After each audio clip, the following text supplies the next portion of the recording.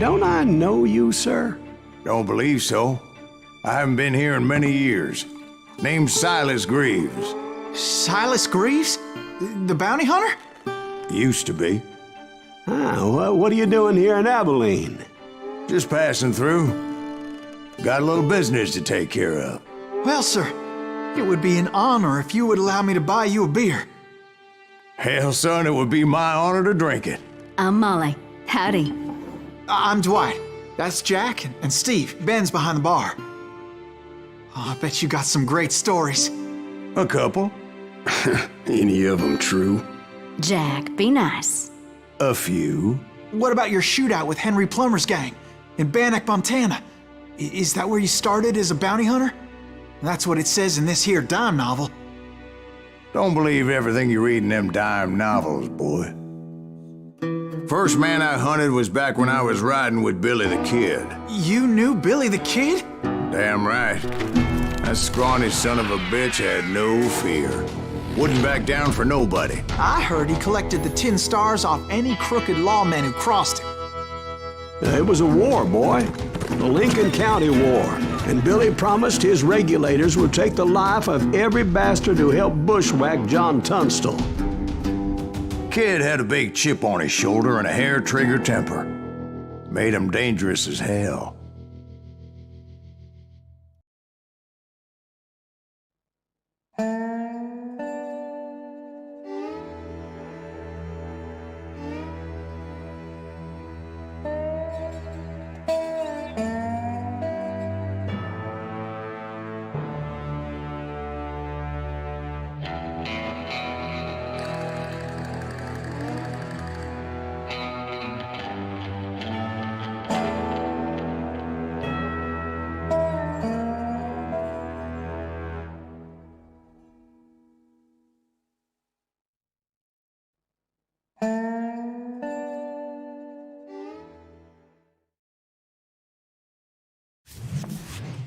It was about 30 years ago.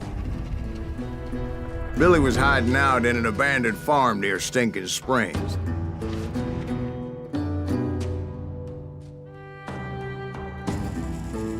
I threw in with the kid because the man I had sworn vengeance on was riding with Billy's enemies. But before I tell you why I want that sumbitch dead, let me tell you what happened that day. I was heading back to the hideout when suddenly I had this funny feeling. Funny, ha-ha? No, Steve. The other kind of funny.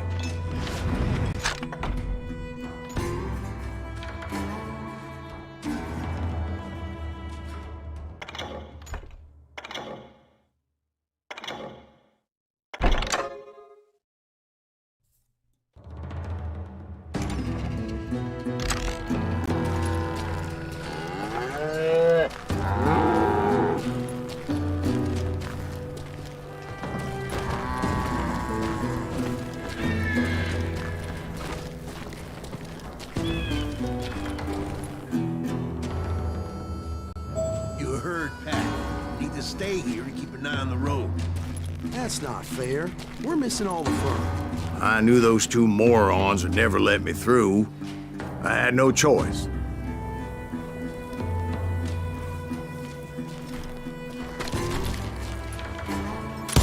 What the hell? Shoot that scumbitch!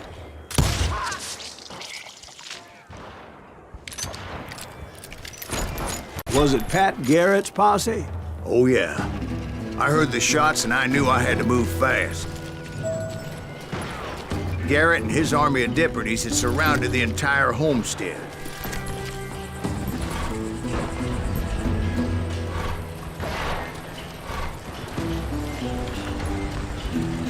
Fire at will! Spread out! They're coming from the rear! I decided to help Billy and the boys out a bit. So that's just what I did.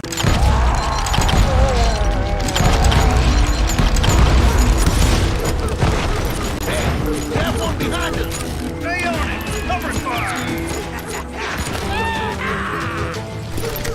Shoot that!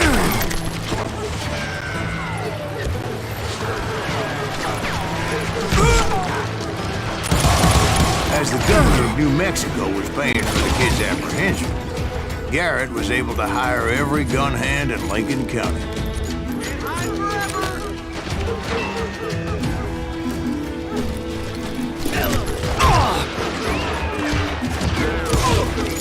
God damn you! You ain't going nowhere!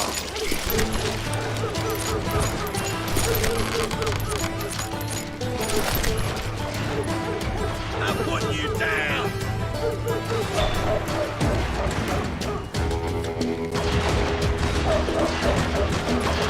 Watch out! Garrett's men were running around like a bunch of chickens with their heads cut Let's off. send these some bitches running!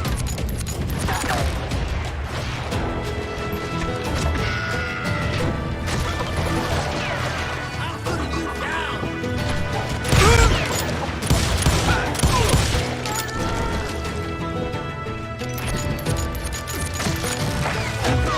Kill me too? Still, one of them reached the water tower. Not a bad idea. It would be a turkey shoot from up there. I'm done with you!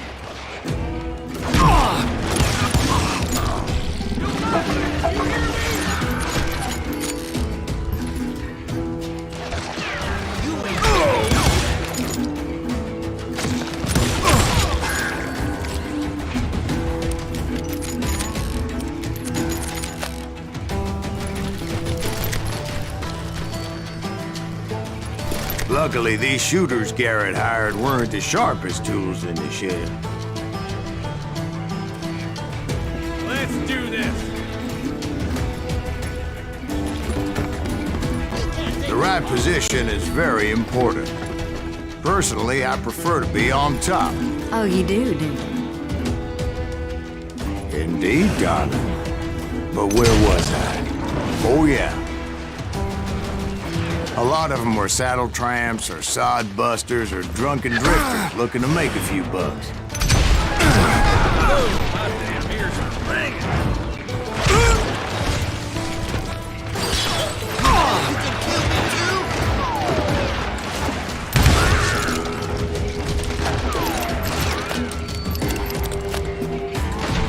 I'm putting you down!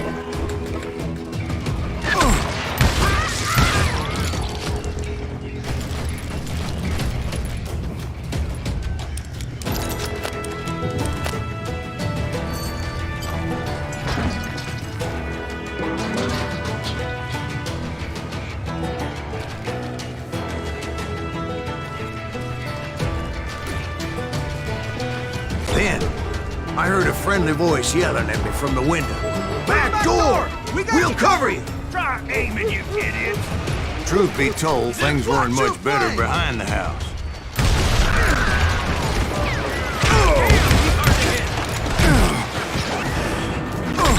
I cut their numbers in half, but that just made the ones that were left twice as mad.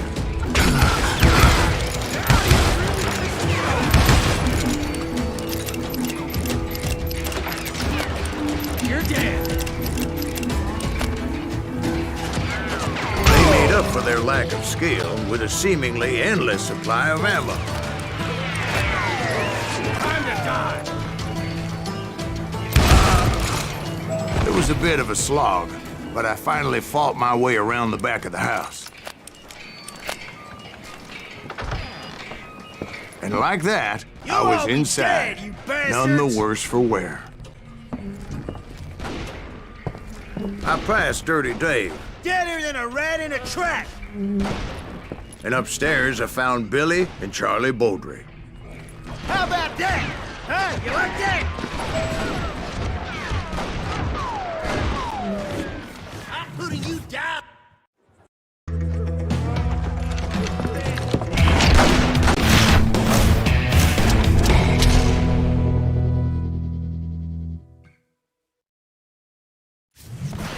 Billy looked at me and said, "About time, amigo. Grab a gun and get to the window." Wait, so you were friends with Billy the Kid? Yeah, sort of. Kill him! Anyway, we were surrounded by dozens of deputized shooters who wanted to do us home.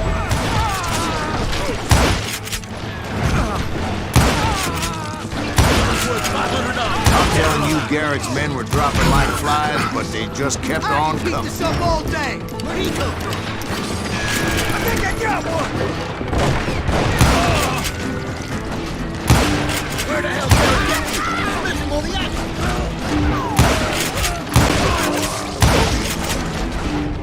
That's when Charlie got hit. "They're catching us in a crossfire," shouted Billy. "Get to the other side."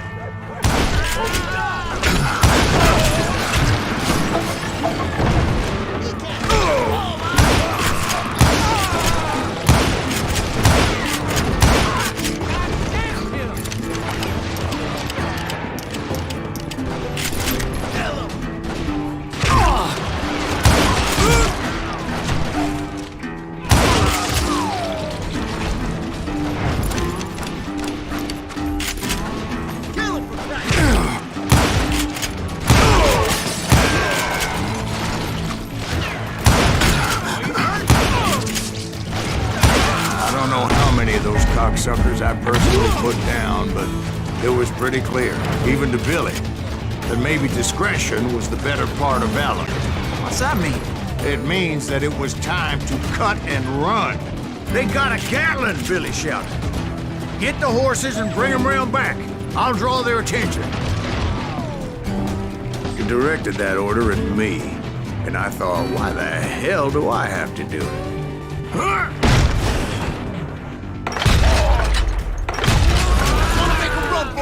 Those poor sons of bitches are Many done would have for. fled in my place.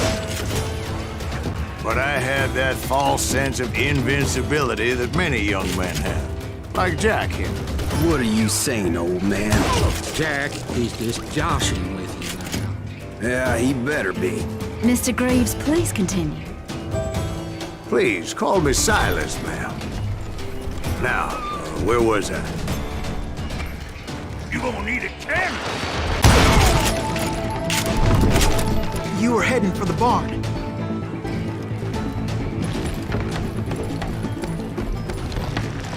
Could have caught you, boy.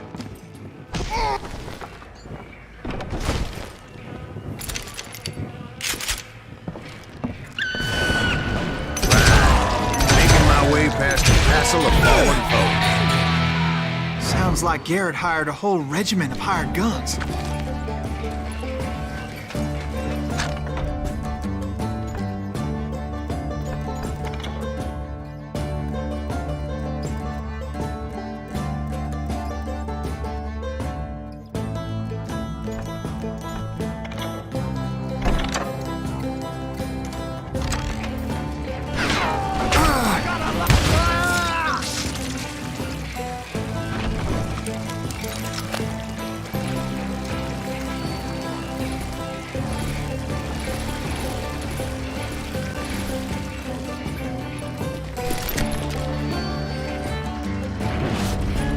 Yeah, and just when I thought I was done with them, more of these hapless bastards would pop up.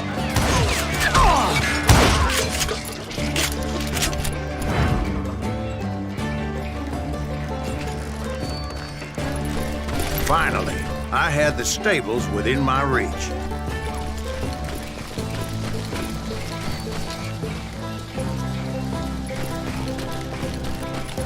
And that's when I met Sheriff Pat Garrett.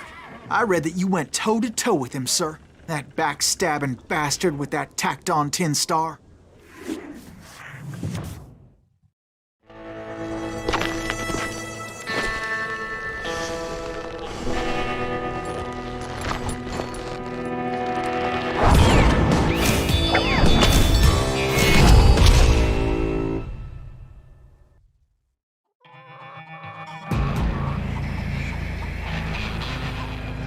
You challenged him to a showdown. You read that in a dime novel? It said he showed no fear as he took your measure with eyes like a rattlesnake.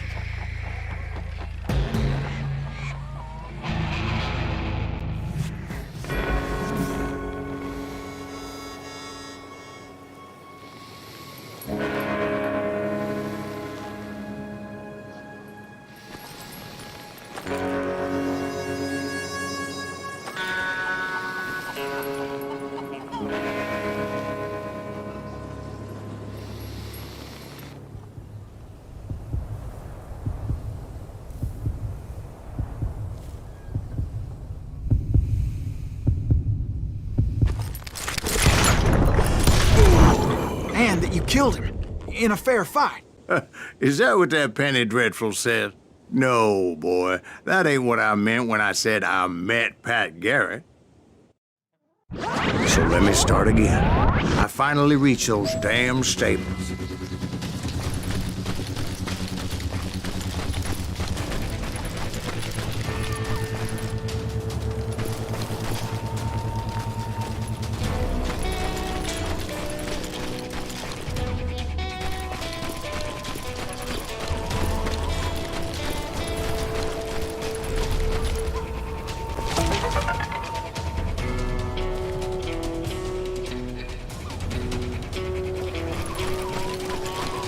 Stepped inside, and last thing I heard was Garrett's voice.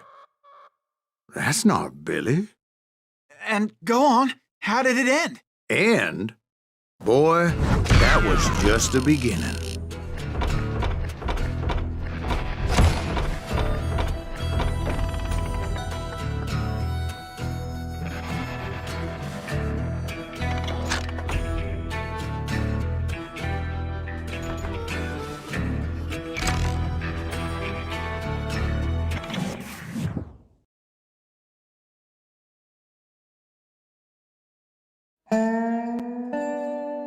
So what happened? Did Garrett arrest you? Yeah, after I came to, the bastard had clocked me with his Colt.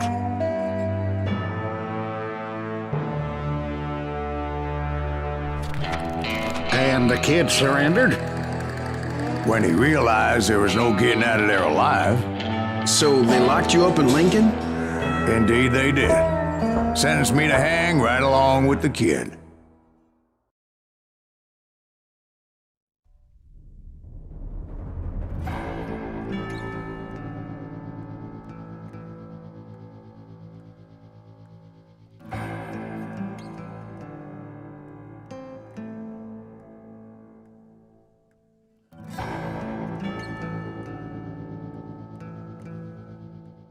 It's important to know that I was only riding with Billy so I could find the bastard I was after.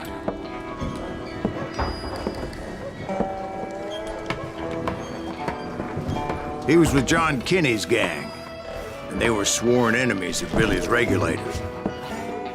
Why were you after him? I owed that son of a bitch a bullet for what he had done to me and mine. Instead, all I got for myself was a goddamn death sentence. Luckily, it was right around then that I heard Billy make his move. He shot Jim Bell and a few other guards as he made his getaway. Later, they wrote that some lady friend planted a pistol for him in the privy. What the papers didn't say is that Billy helped me escape, too.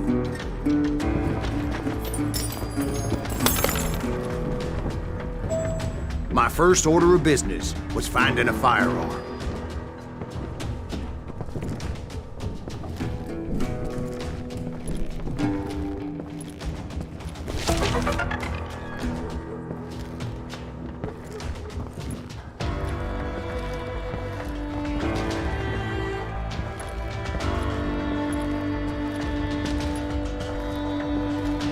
Luckily, I located Deputy Bob Ollinger's mean-ass shotgun.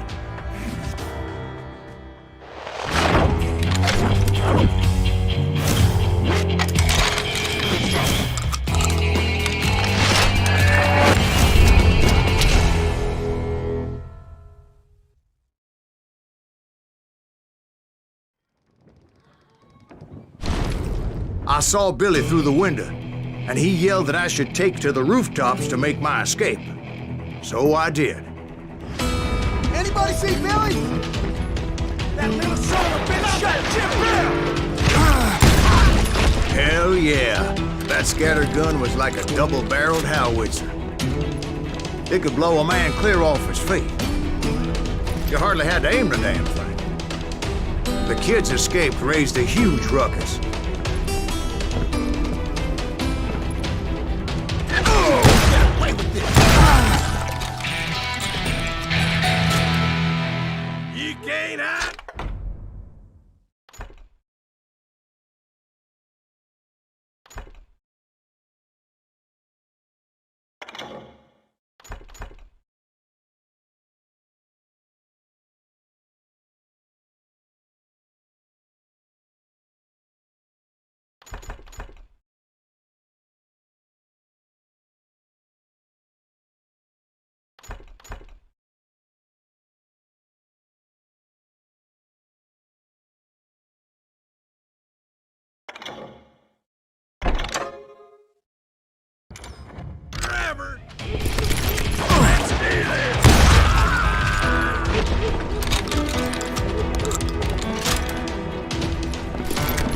guards were everywhere looking for him.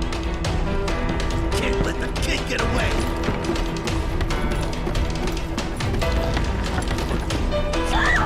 Oh my God! Anybody see him?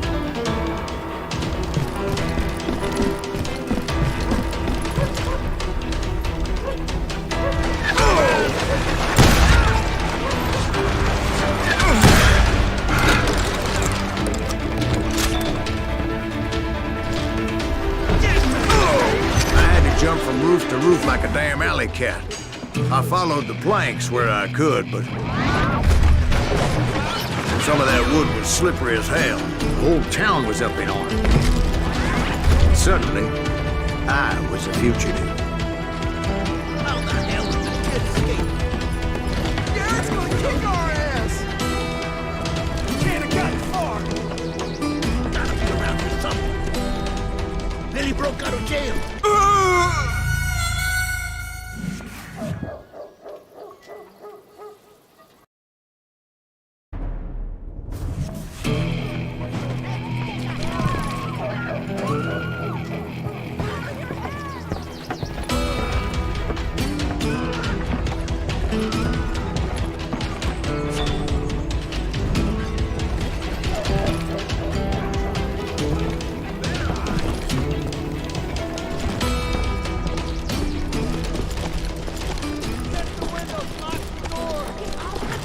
So that bastard you were after, what did he do? He did me and my family a grievous harm. But I knew if I was ever gonna find him, I would need to get my ever-loving ass out of there. I tried to be stealthy and sneak my way past. This town doesn't have a moment's peace.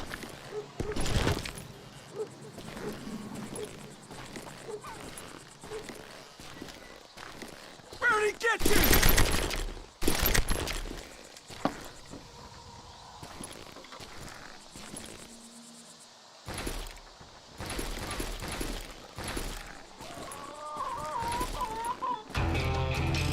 You! But hell, if they weren't all waiting for me. Apparently, some of them thought I was Billy. You hooligans can go to hell. Don't let him get away!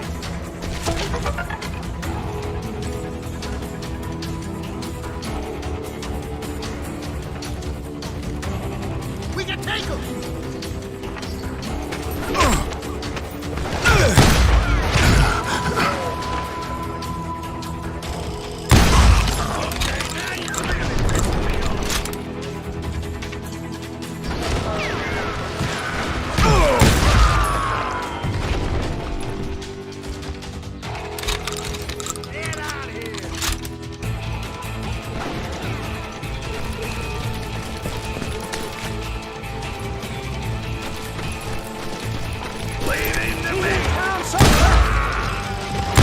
Me and the kid shared a certain similarity in build and coloring. I was just glad I had Deputy Bob's mean-ass shotgun. Surrender yourself!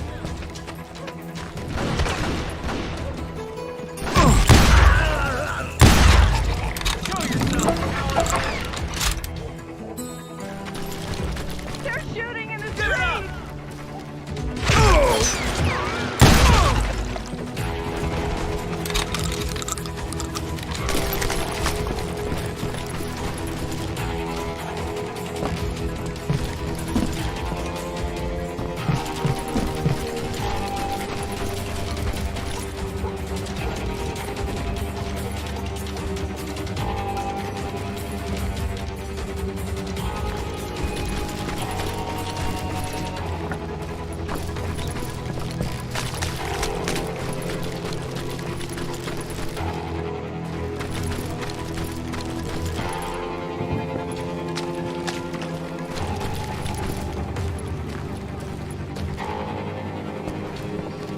I'm here! Get your headstone!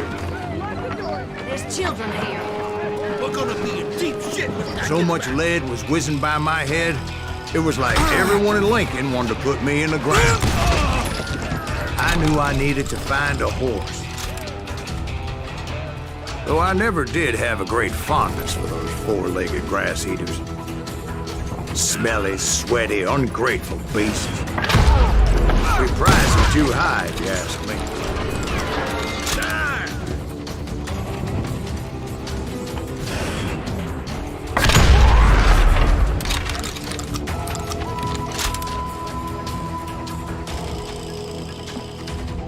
Had enough?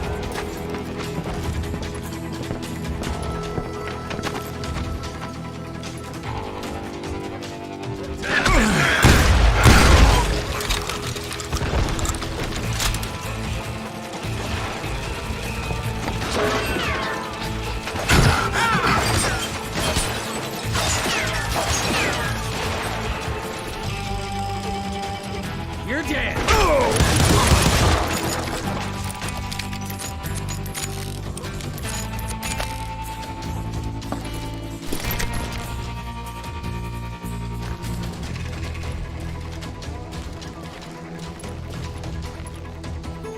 I'll flank it! Give it up! You can run, but you can't hide! No time for this, you hear me?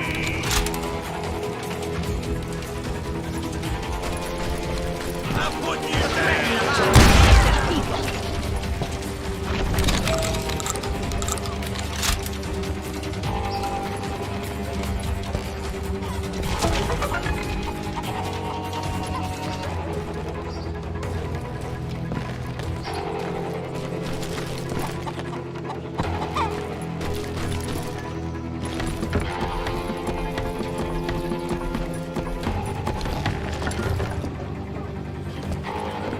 Damn town's going to hell in a handbasket!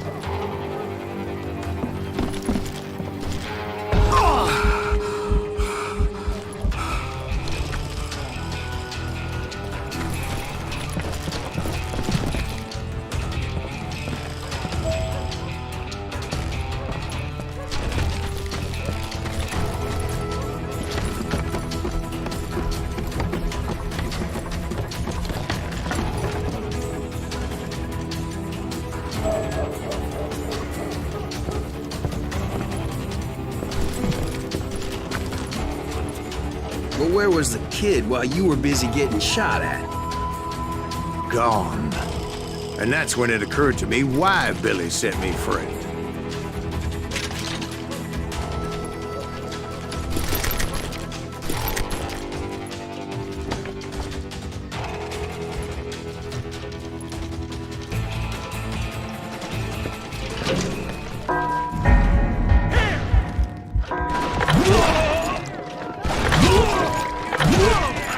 Respect for decency? So I could be a hapless decoy and draw attention while he snuck out of town.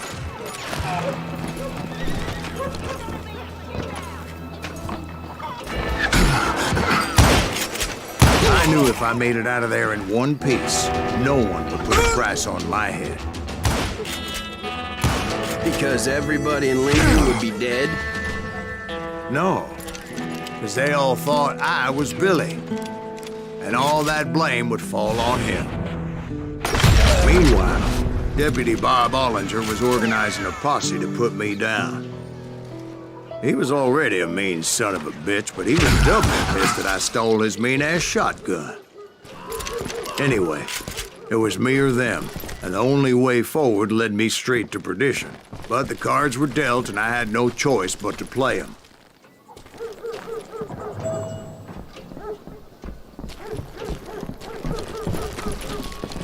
We can take him!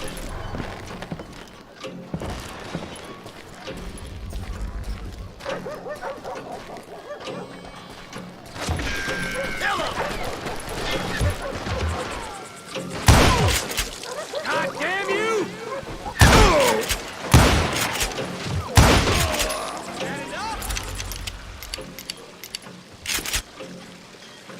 We're gonna be in deep shit with that.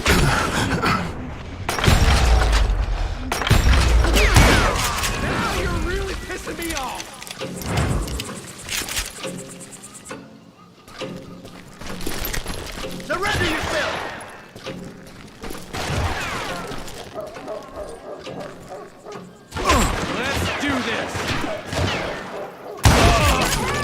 we've been out here! Arm yourselves! How the hell did he get away? Let him get away!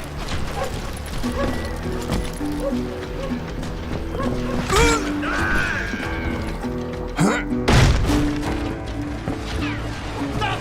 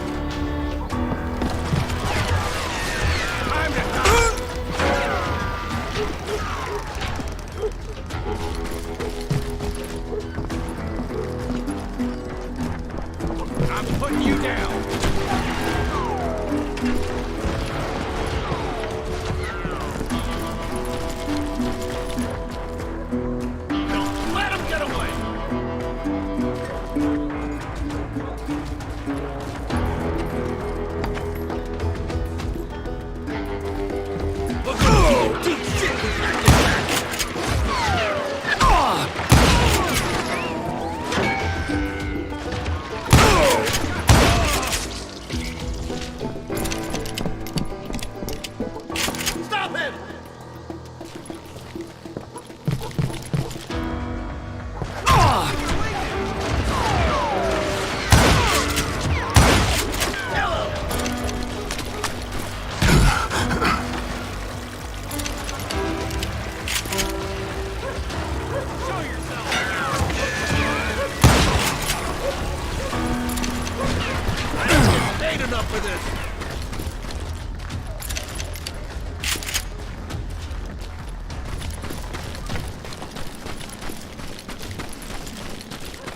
You won't get away with this!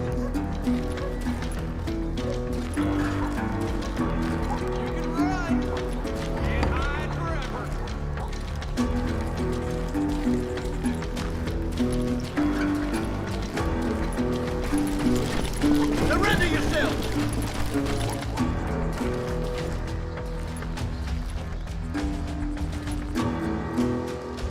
Had enough?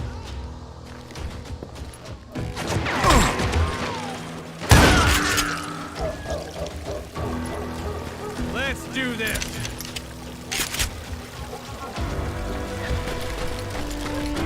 We can take him!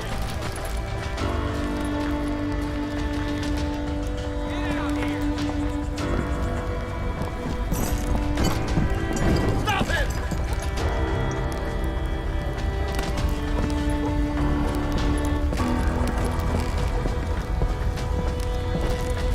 Don't let him get away!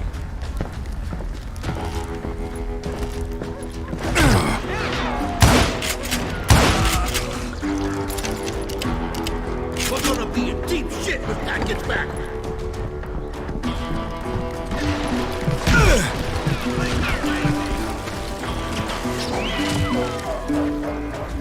Kill him!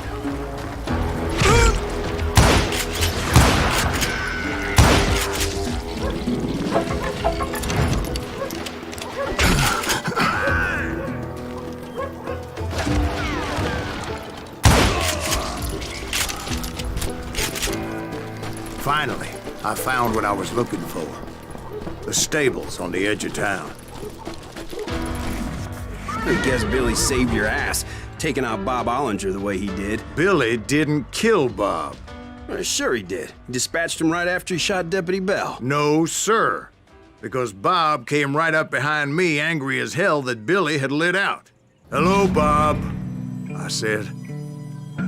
"I think you better let me go." And he says, "I don't think so, boy. Not with my shotgun."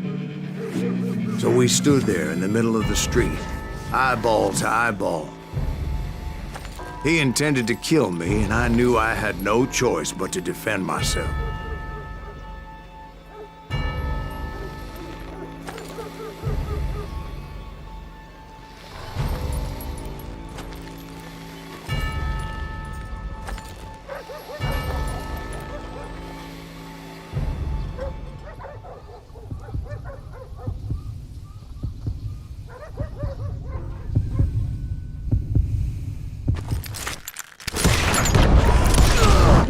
I killed him in a fair fight.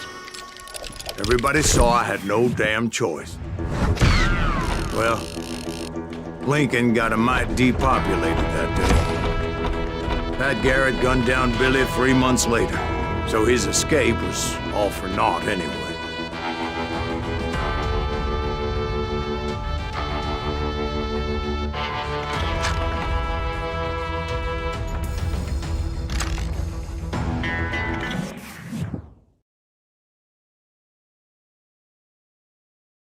So where'd you go after Lincoln? Mexico. Until I realized nobody was looking for me. I ended up taking a job at the Rurales. The Mexican Rurales? I was hired to help them track down the cowboys. The most vicious outlaw gang in Cochise County? Curly Bill Brocious? Johnny Ringo? Led by old man Clanton himself.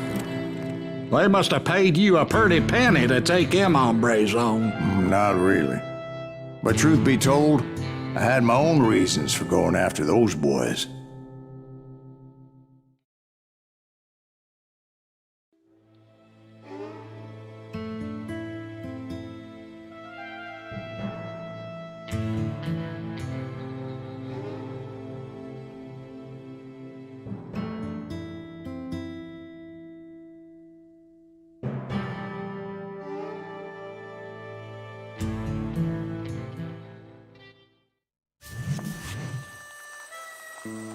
So was the bastard you were after now riding with the cowboys? Roscoe Bob Bryant was his name. Oh.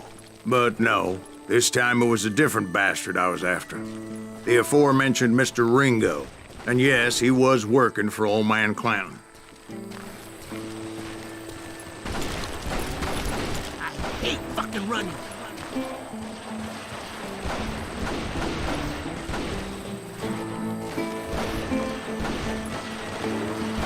Where's he going? I came upon them robbing a stagecoach, which wasn't surprising, being they were such murderous thieves and bastards. The bandits wore red scarves, so I knew they worked for the old man. Over there! There! I did my best to help those poor passengers.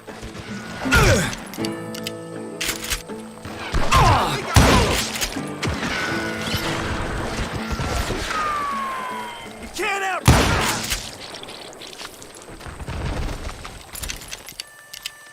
Come on out, you yellow bastard! Moments later, the attackers were dead, and I checked the stagecoach to see how many passengers were still breathing. None. It was then I wondered if the rocks weren't hiding more bandits. Was that all of them? Or did I just hit the rear guard? I quickly got my answer. They attacked from on high like Apaches often did.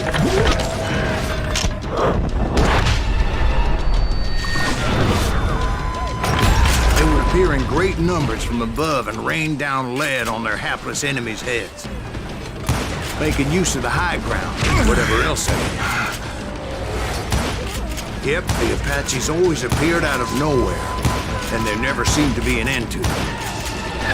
Hold on. Were you attacked by Apaches? What happened to the cowboys? Did I say they were Apaches? I said Clanton's cowboys attacked me Apache style. I was in a pitched battle, but I was holding my own against an overwhelming enemy force.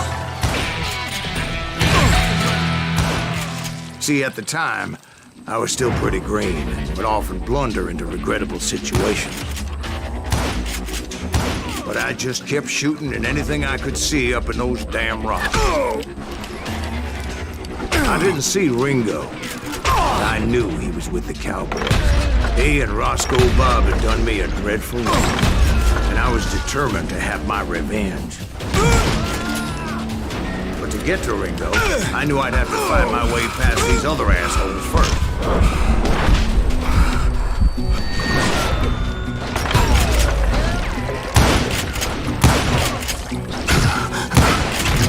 Unfortunately, I was running out of ammo. Another perfect example of my relative inexperience as a hunter of men. I immediately knew that a tactical retreat was called for, as my vengeful fury was much less impressive without the bullets to back it up.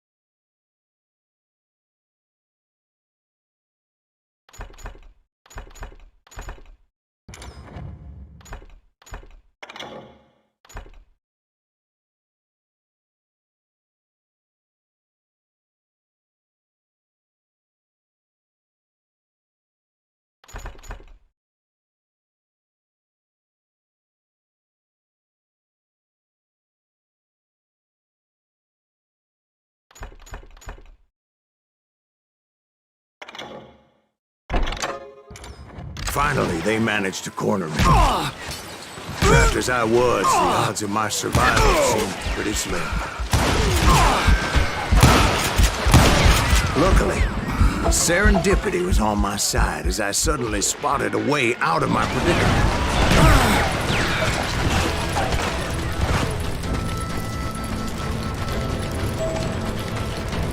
I ran ahead as if the devil himself was after me. Bullets were whizzing by my ears, but I wasn't about to roll over and die. I just kept running like there was no tomorrow. Because there wouldn't be if Clanton and his men caught up with me.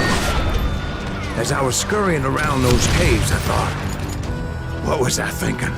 Going up against a gang like this?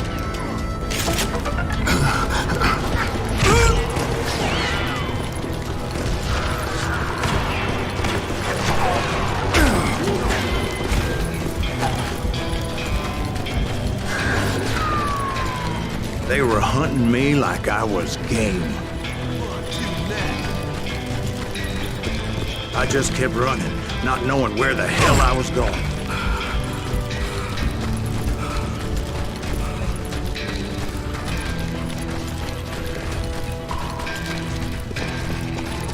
No one will ever fight you here! And that's when something miraculous happened. Like manna from heaven, I found the desiccated remains of what looked like an Apache warrior. The old weapon next to him supplied me with some much-needed ammunition.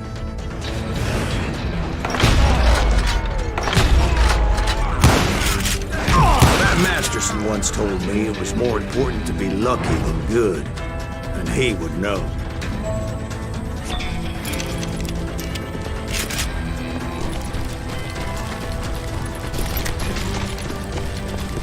And imagine my surprise when I found a fistful of dynamite to go along with that ammo.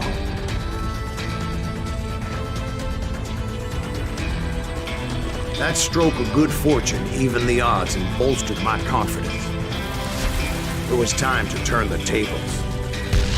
Time for the prey to become the predator. Time for the hunted to become the hunter. Time. All right, Jesus, we get it. They were right where you wanted them. That's right, Jack. I was done running. And the old man's boys were not expecting that. No, sir. I came at them like a wildcat. My fury knew no bounds.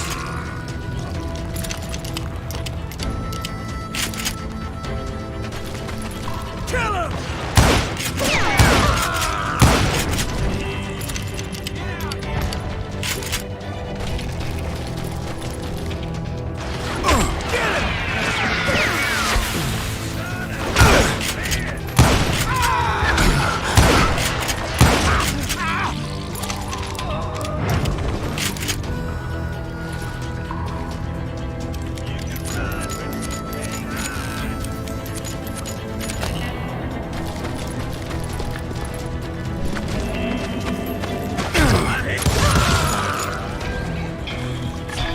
It was finally time for that old man to pay for his sins.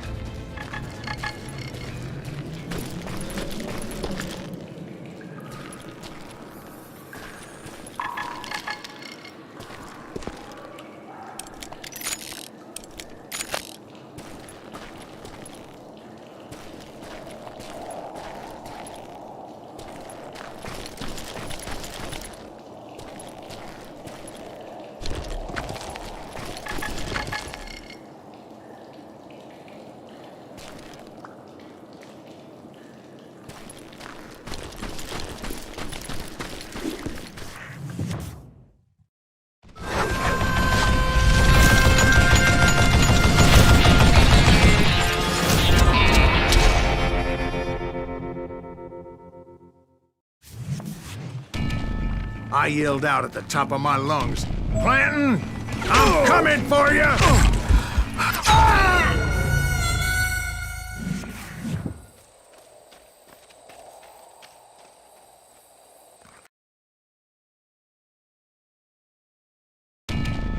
But I knew I could not let that deter me. Not if I was to find and kill Ringo. I needed to get that old man off that gun.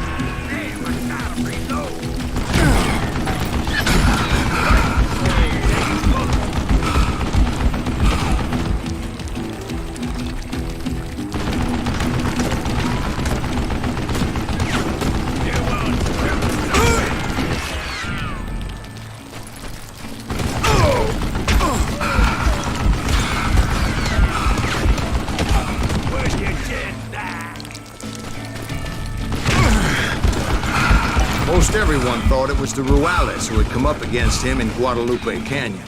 But it was just me.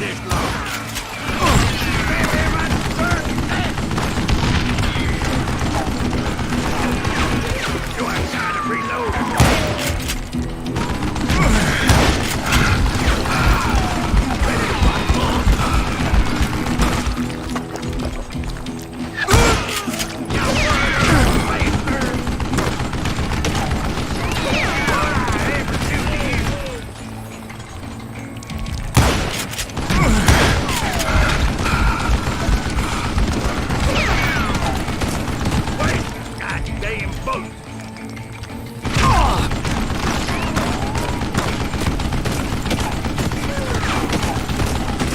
Oh, gotta reload.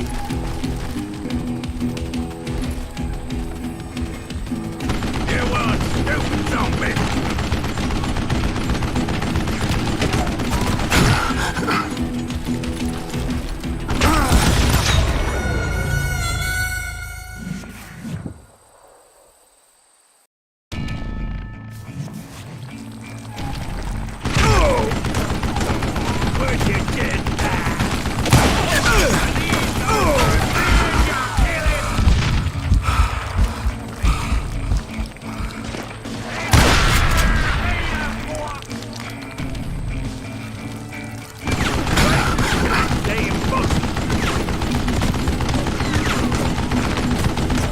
Contraption damned to death. I don't know how you lived this long.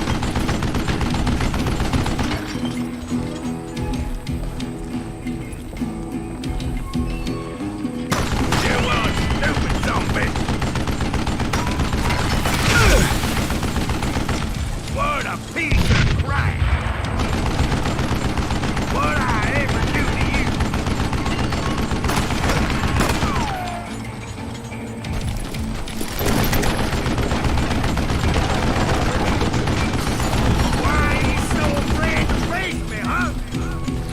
Would you just die?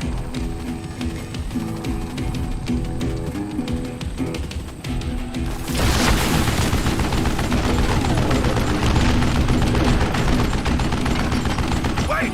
Goddamn bullet! Oh!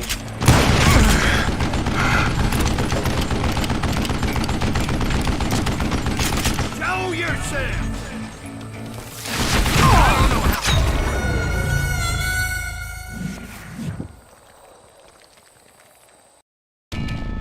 Most everyone thought it was the Juarez who had come up against him in Guadalupe Canyon, but it was just me. Don't let that some bitch get away with that!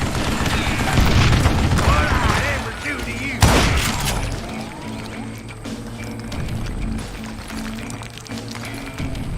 Look at me, you yellow belly hot sapsucker!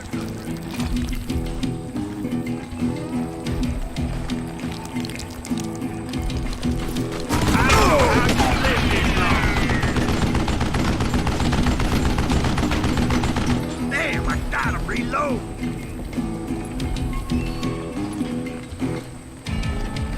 Would you get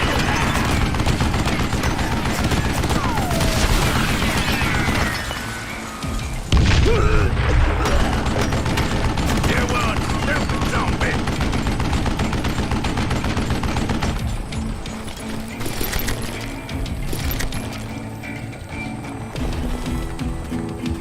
Stop your hiding from me!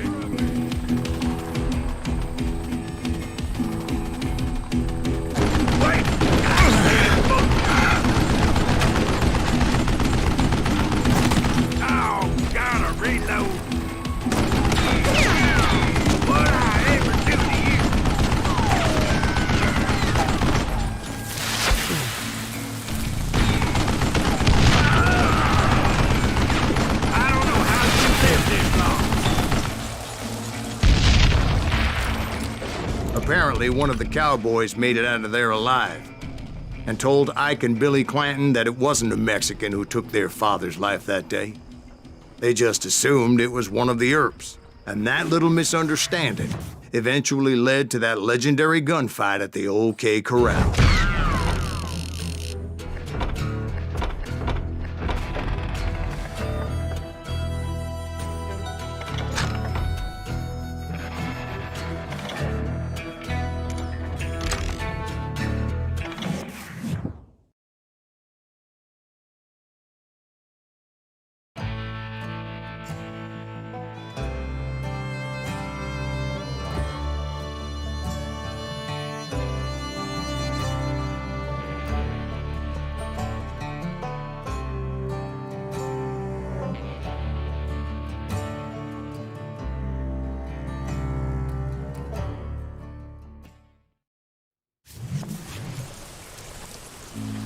A few weeks after that dust-up at the OK Corral, I was still after Johnny Ringo.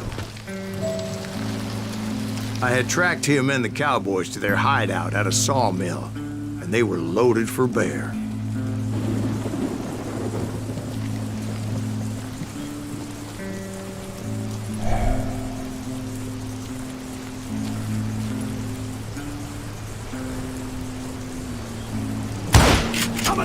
So, what exactly did Johnny Ringo do to piss you off? Well, him and that other bastard. Roscoe Bob Bryant? Yep. They both deserve to die, and I promise I'll tell you why. But first I need to tell you about the Cowboys' new boss, Curly Bill Brocious. Herb's coming! Get ready, boys.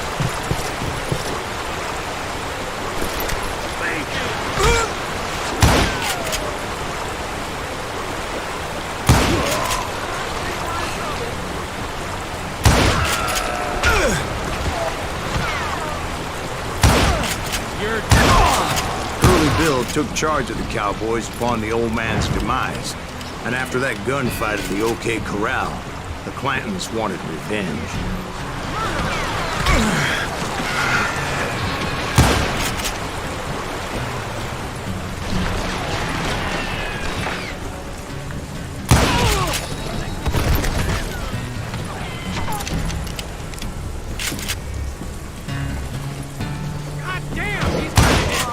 So they murdered Morgan Earp and grievously wounded his older brother, Virgil.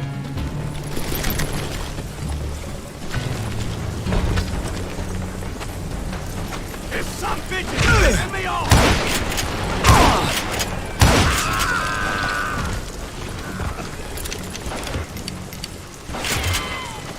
That ain't Earp, is it?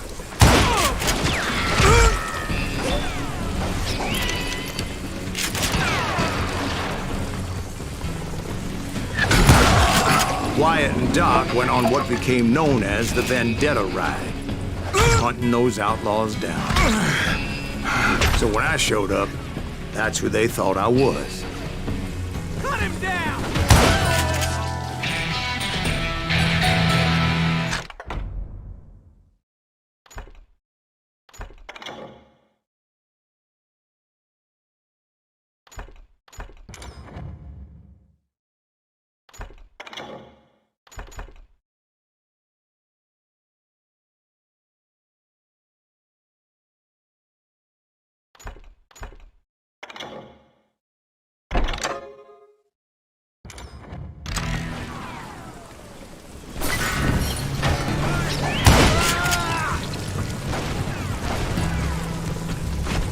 It's you or me!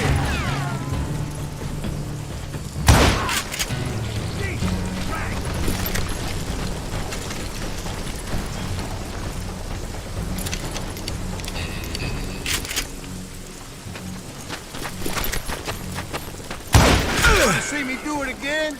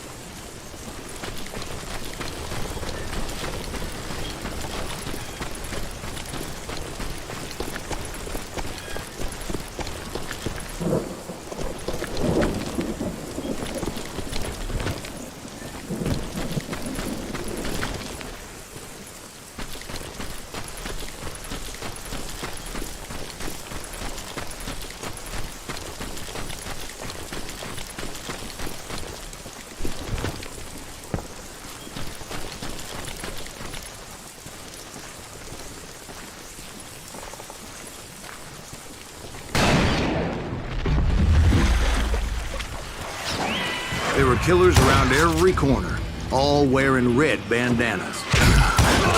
That's how the Cowboys identified each other.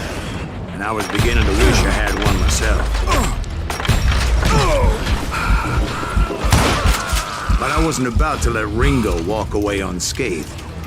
And that's what drove me forward.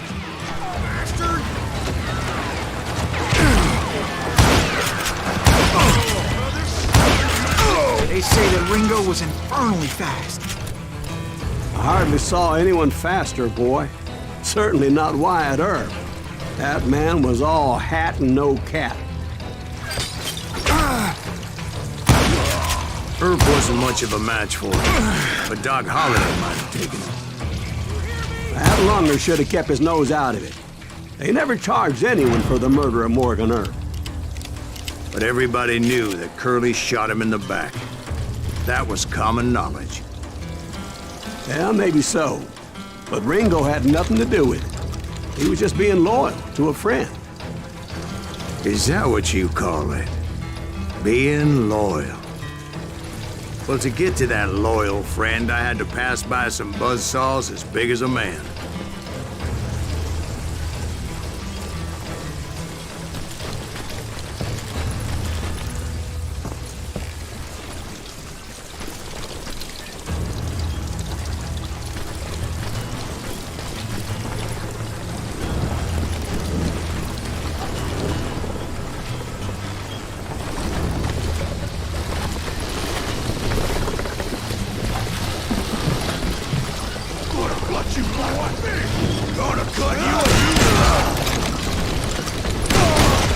Excuse me, sir. I have a question. What's that, Dwight? After old man Clanton died, why didn't his son take over the Cowboys? Because Ike Clanton was dumber than a box of rocks and a yellow belly to boot.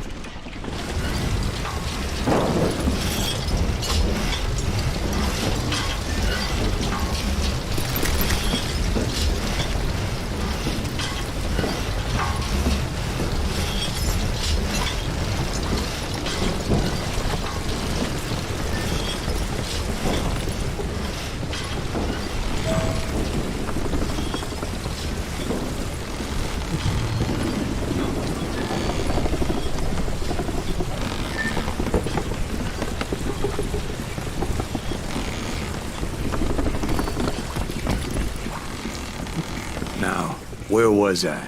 Taking down the entire cowboy gang single-handed. Indeed I was, Jack.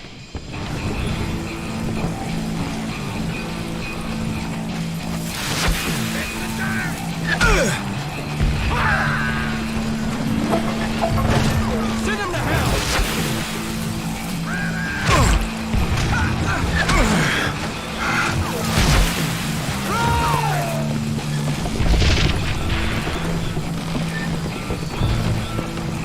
Put some holes in him!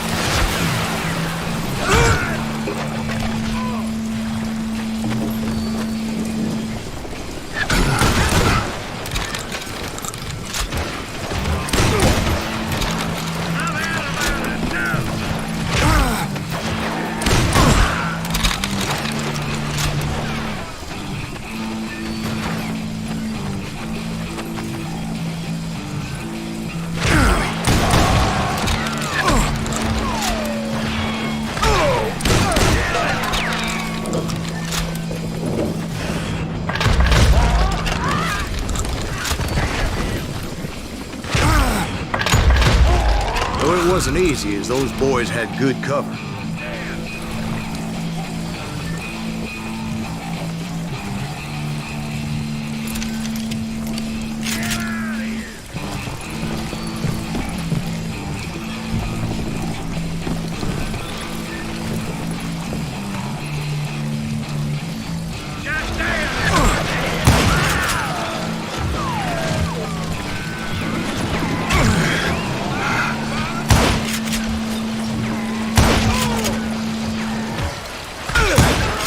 It's almost as good as me.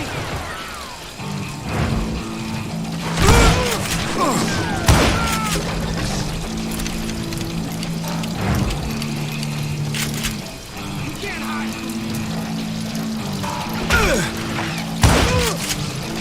That asshole just killed Red. You bastard!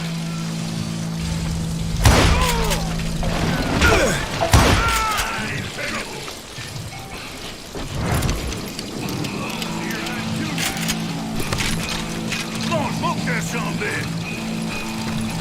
You ain't bothering me none.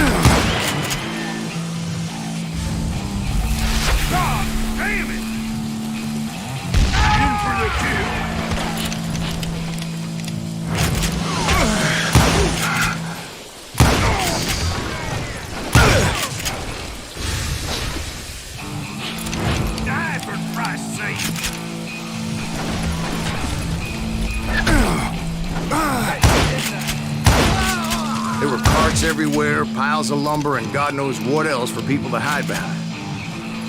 That really was one hell of a sawmill. Quite an impressive operation.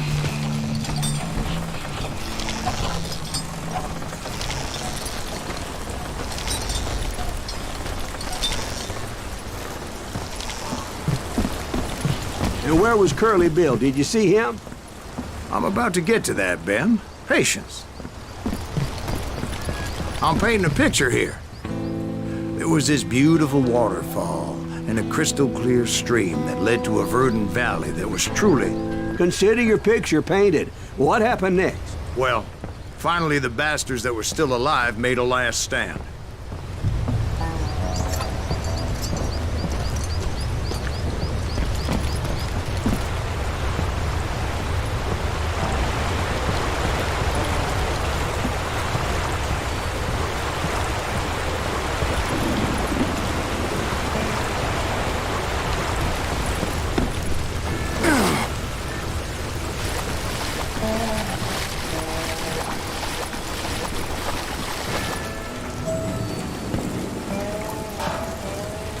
Curly Bill, Johnny Ringo, and his compadres took off into the lumber yard, and I followed after.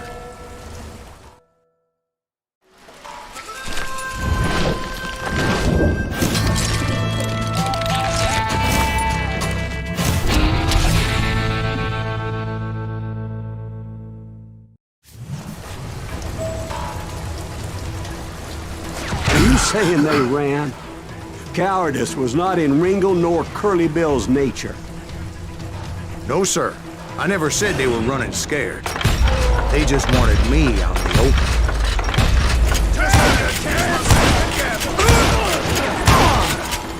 You working more, Herb? Did that sumbitch Herb send you to kill me? You're gonna get sit down.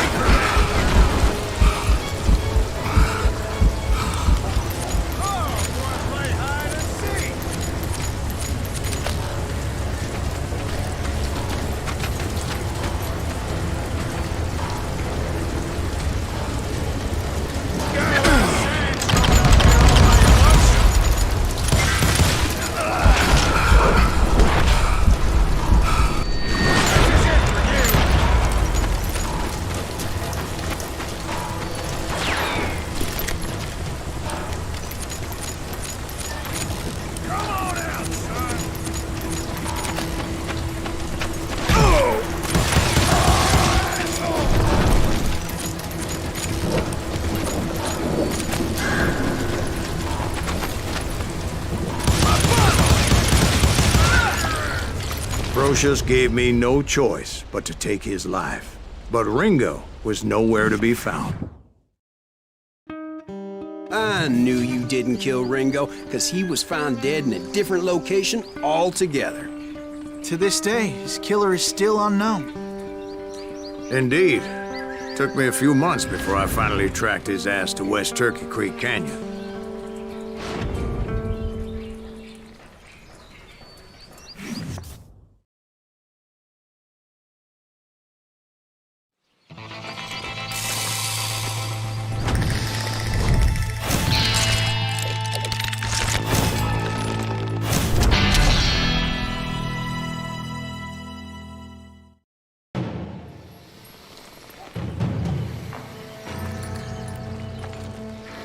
That's incredible, sir. I always thought that Doc Holliday was the one that killed him.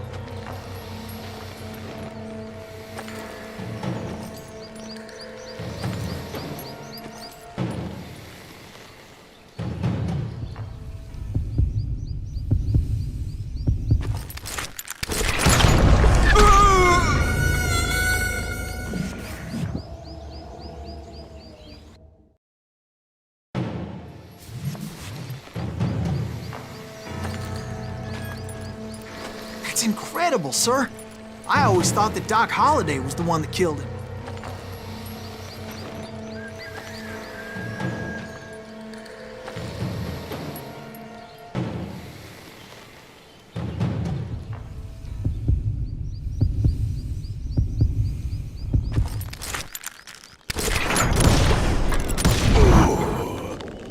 Sorry I had to ruin the legend for you, boy. But the legend ain't always true. Doc Holliday had nothing to do with the death of Johnny Ringo.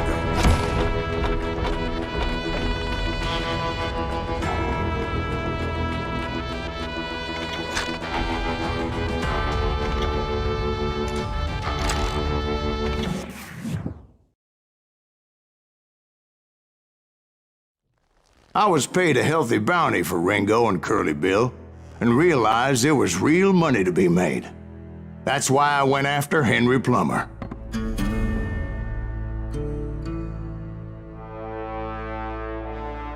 Now, wasn't he the sheriff who augmented his income by shaking down miners and robbing gold shipments? That's the one. Oh, yeah, I remember him. He ran that gang of thieving outlaws called the Innocents. So it's true that you went toe-to-toe with him? Indeed I did, son. Indeed I did.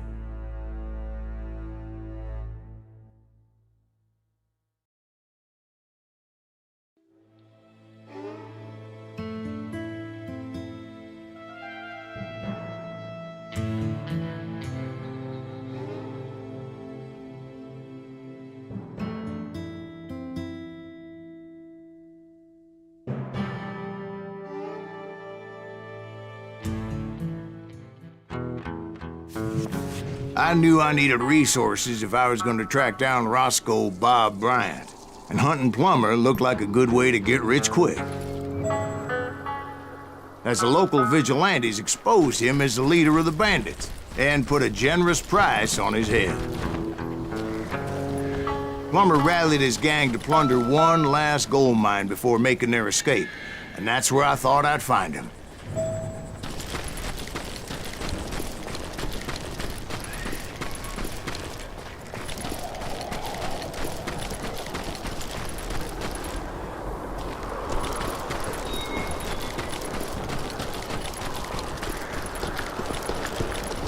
It makes me nervous standing so close to all these goddamn barrels of gunpowder. Why would you be nervous? No one has the cojones to come after us. As long as you don't light up a cigar, we're fine. Yeah, besides, George is up there on the As my late father pointed out to me more than once, God made men, and Samuel Colt made them equal.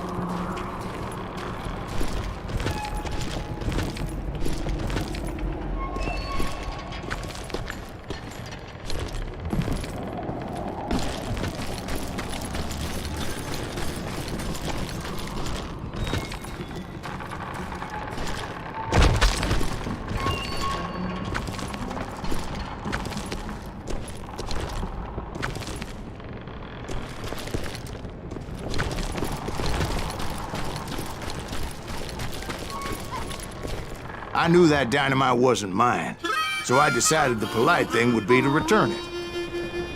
It was the biggest gold rush since Sutter's Mill in '48. Unfortunately, prospectors weren't the only ones drawn to those riches.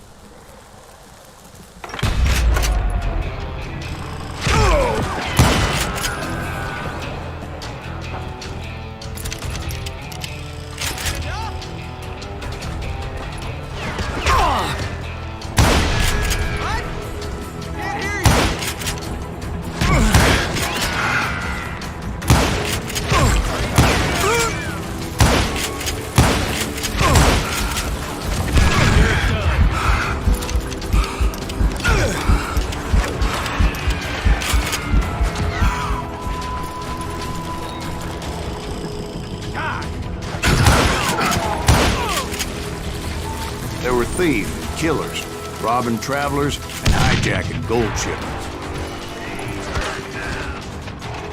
Like those that ran with Plummer. Some were just regular folks I knew from town, drawn by greed and easy pickings.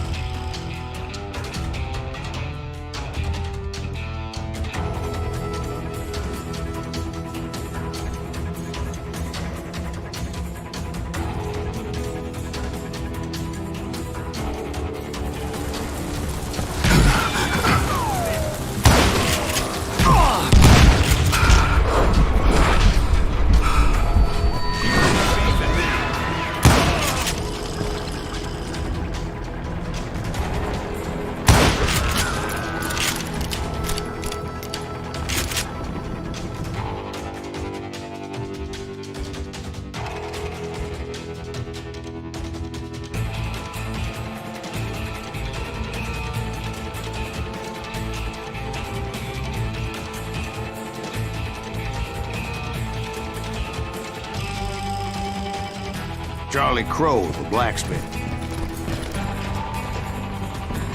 James, who worked in the stable. Sam and Jeremiah Barber, the butcher's sons. Ordinary citizens who lived a double life. Stealing and thieving and murdering their neighbors.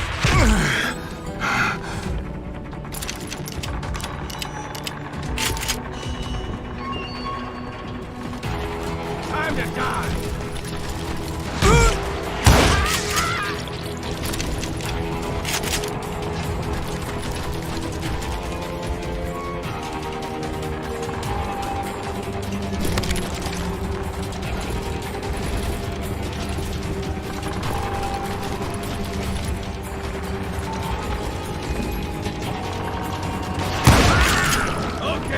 Of course, the rest were veterans of the Civil War.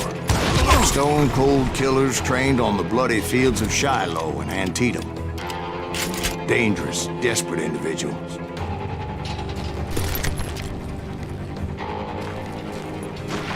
I will drop you down a mine shaft! Plummer had a lot of men on his payroll. A hell of a lot. That son of a bitch pretended to protect the public with one hand while stealing them blind with the other. Putting you down!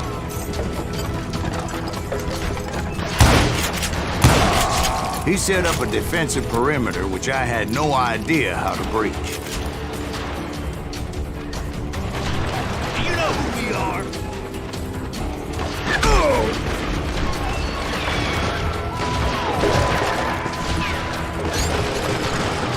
Plummer wants that ass over there.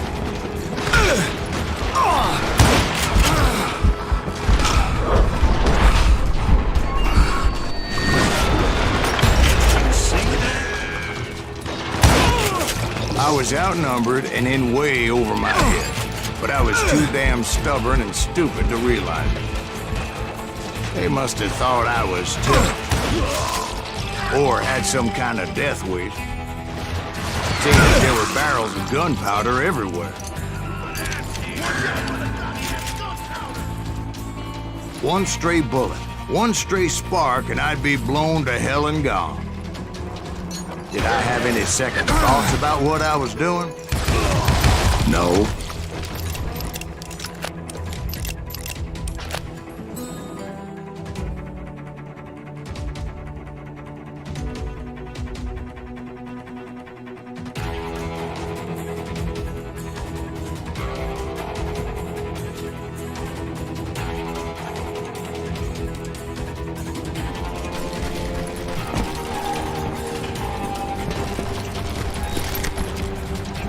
I thought I was some kind of hero.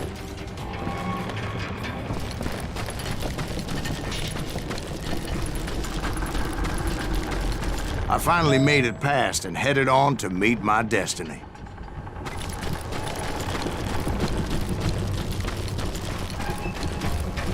But first, I had something I needed to figure out.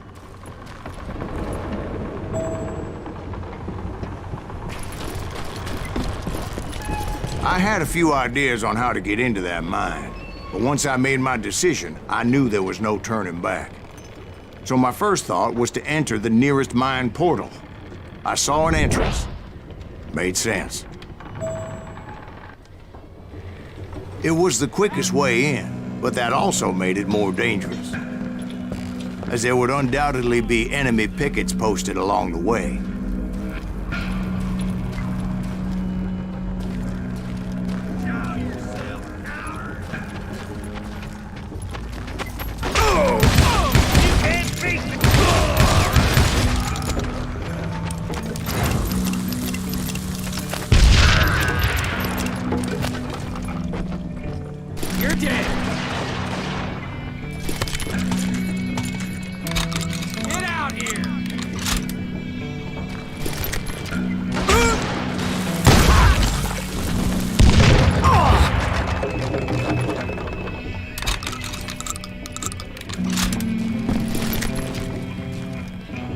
Besides, once you enter a mine like that, it's easy to get all turned around.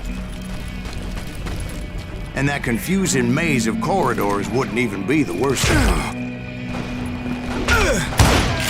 Some of those shafts could be as deep as hell.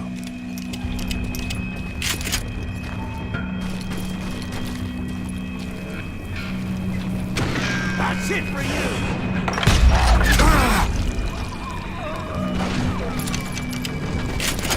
Done with you. A single stumble or misstep can easily end in a deadly plunge to oblivion. I do not deserve to die like this.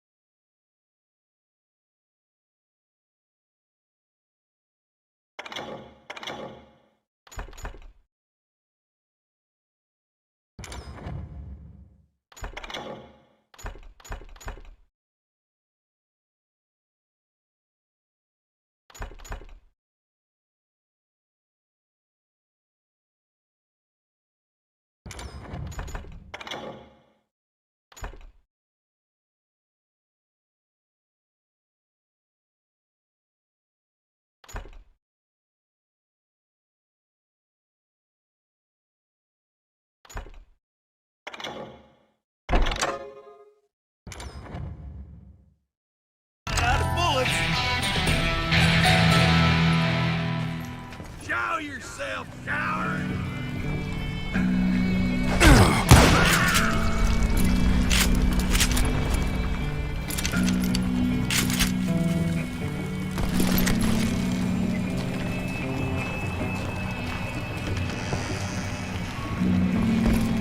Quick reflexes often make up for a lack of common sense. Luckily, I was never one to be easily bushwhacked.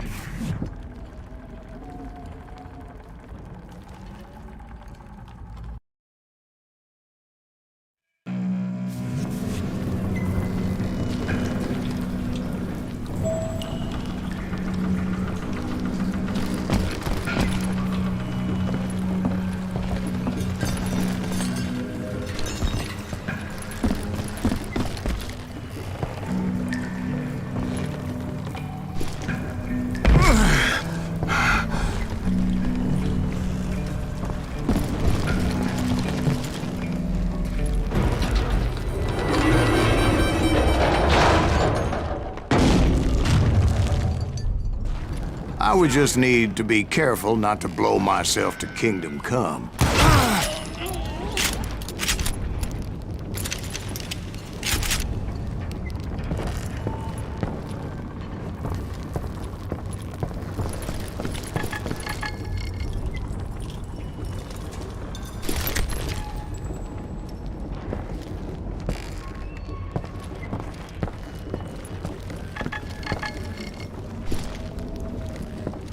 With all that gunpowder and dynamite everywhere, a body has to know what he's shooting at. Putting you down!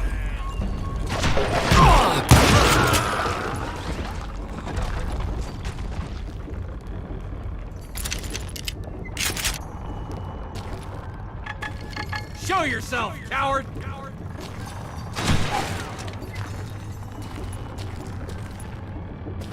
You're dead!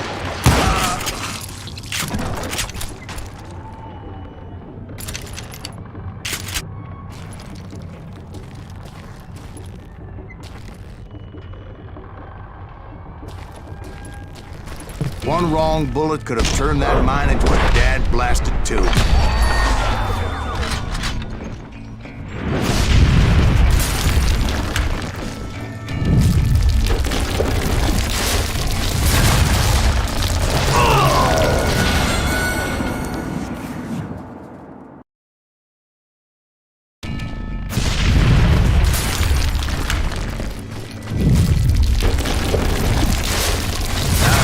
Admit that my plan of attack was not just moronic, but clearly insane.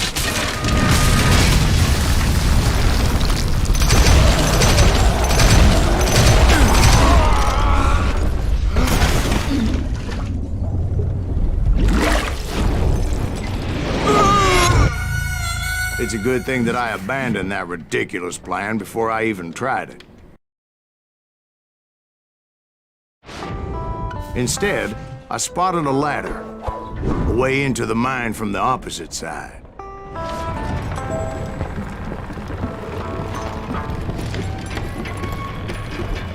It was a long way around, but that approach seemed more sensible at the time. Of course, being I had a problem with heights, that scaffolding scared the bejesus out of me. Climbing down that ladder required some caution.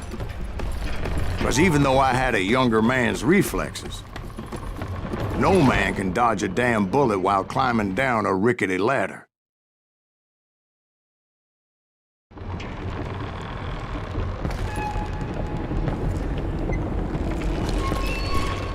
I needed to make a leap of faith.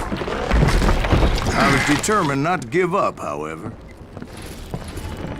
That Sheriff Plummer seemed quite the despicable character. When the vigilantes discovered what the sheriff was up to, people were outraged. Surprise! That 10,000 they put on his head would go a long way to helping me find old Bob.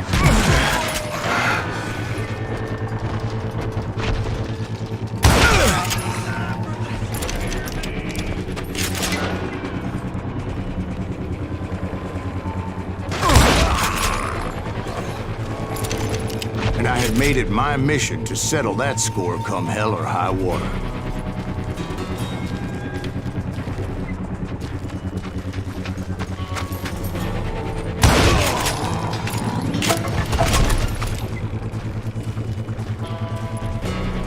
But first, I would have to make a choice. Take the elevator or climb the ladder.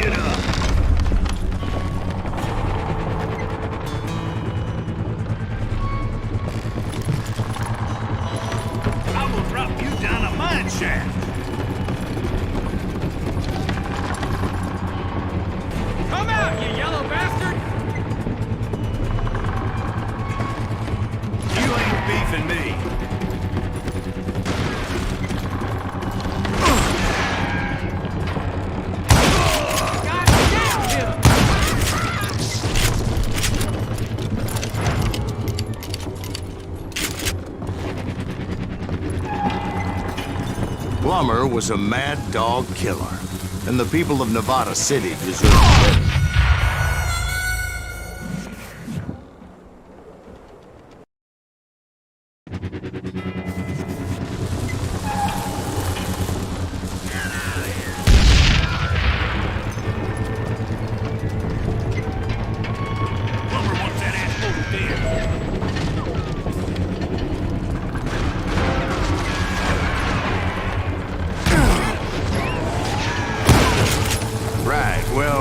He was the sheriff of both places at one time or another, but that's neither here nor there.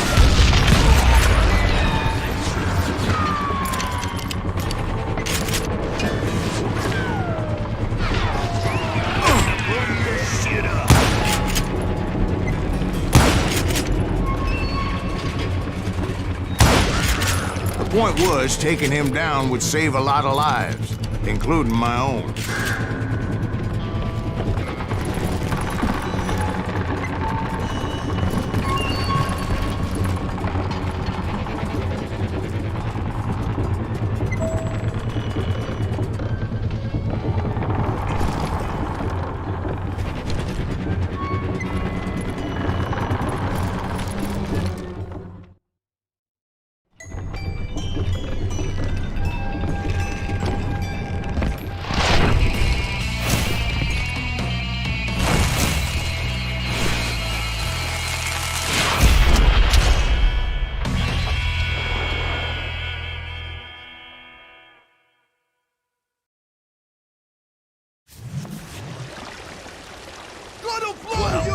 This day is just getting worse and worse for you, ain't it? Henry Plummer was clearly unhinged, and I could see right away that this was gonna take some doing. Catch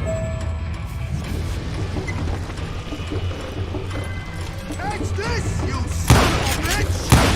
I'm going all medieval on your ass! Oh, that had to spark!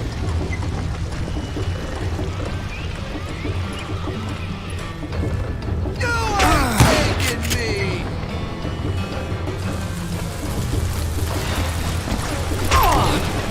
I'll do right back!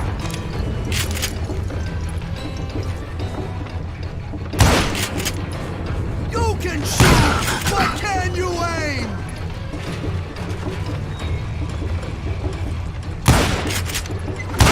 Just give up and die! Bastard! No money for you today!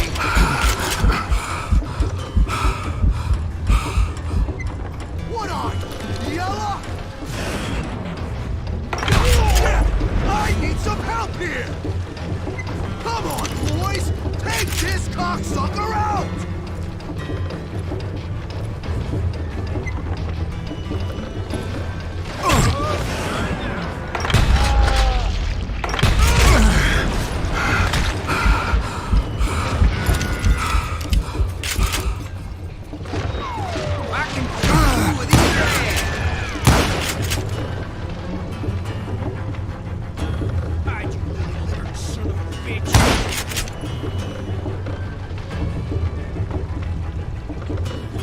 I'm gonna shoot you dead!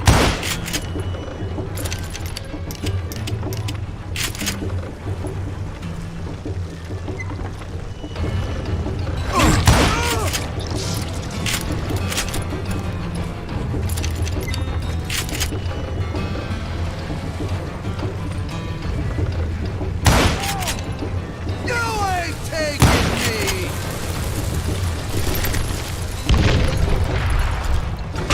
That one!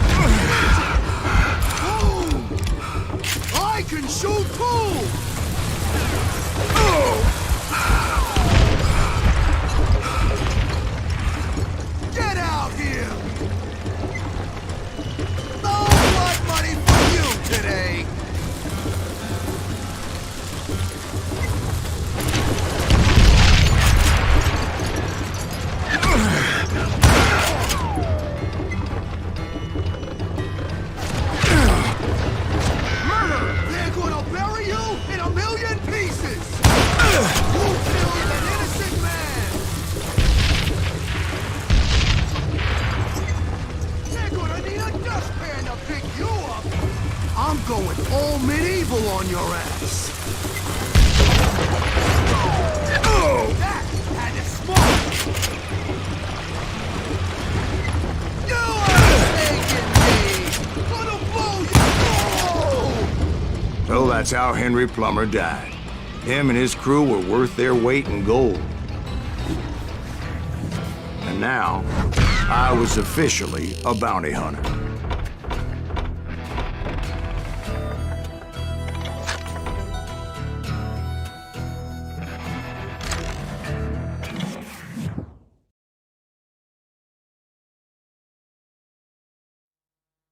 So, did you finally go after that Bob feller? Well, I heard word he was in Kansas with John Wesley Hardin. So that's where I went. Where in Kansas? Abilene. Why do you ask, Ben? No reason. Was Hardin as fast as Ringo? Ringo was fast, but John Wesley was as fast as the devil himself.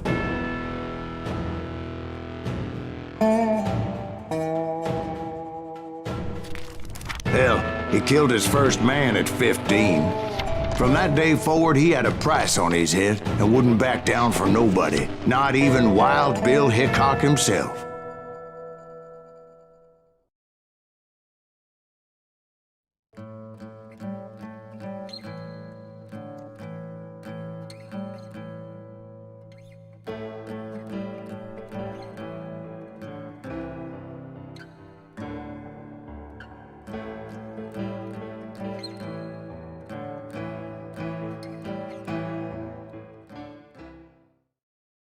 I dodged death many a time, and that night in Abilene was no different.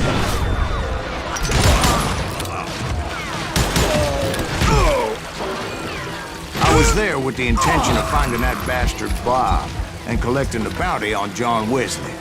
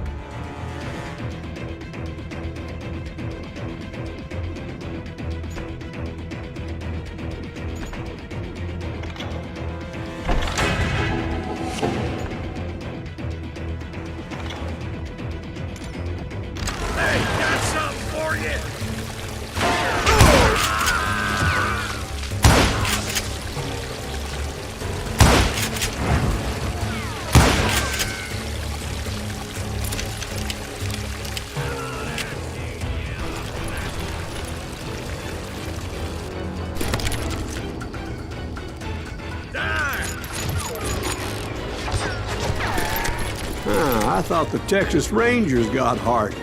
Yeah, that's what they want you to believe. It was cold and a witch's tit and a brass bra that night as I fought my way past his loyal compadres.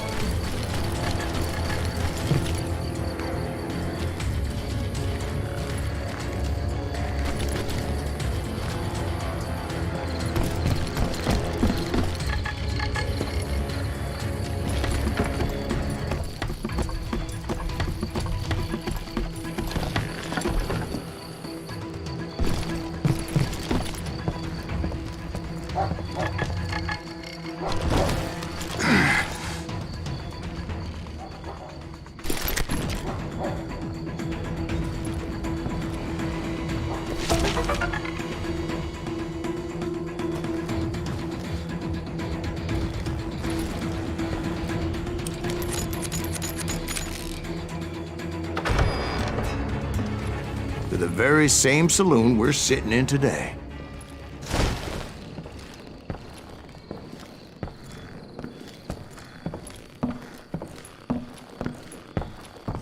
Look around and imagine this place painted in blood. Hardin was waiting for me, and...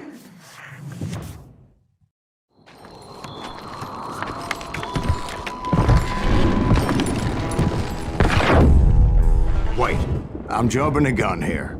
Let me back up and give you some background on this sumbitch. He deserves that much. Don't you think so, Ben? John Wesley Hardin was a killer. By the end, he confessed to taking the lives of 42 men. Fathers and husbands, brothers and sons, men with families who cared about them. He was a bona fide folk hero by then, and had amassed a gang of armed miscreants and other assorted thugs. He and his men set up camp outside of town, and I was hoping Bob was among them. Shit, it's cold out there. They didn't ask why I was there. They knew. As most of them were wanted as well. I figured Hardin was here somewhere, but to get to him, I'd have to get past his gun hands. And that was easier said than done, as most of them were as foolish and full of bravado as I was.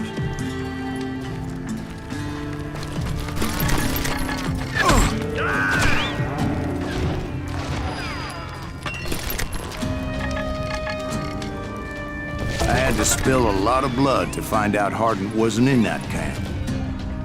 He was carousing in town with his closest friends. Hardin's boys apparently didn't want me to reach the Bull's Head. Some were hightailing it into town to inform their jefe of my unwelcomed presence.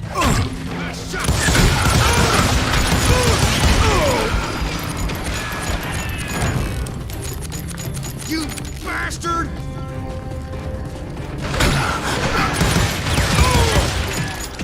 Sorry, son of a bitch!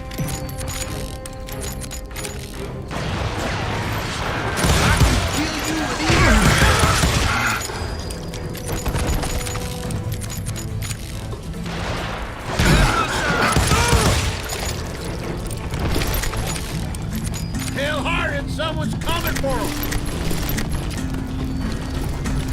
Stop that sumbitch! Let the boys know we got another law dog. You ain't beating me, boy!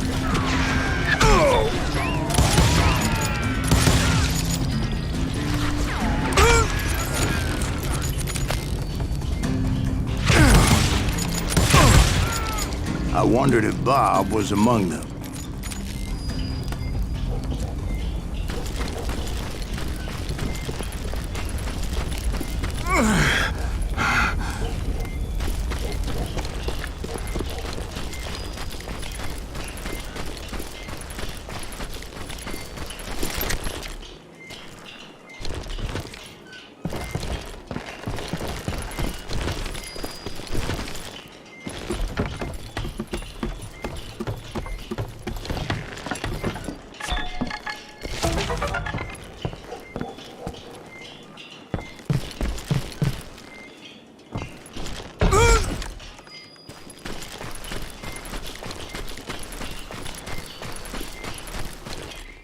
And I steeled myself for the fight ahead.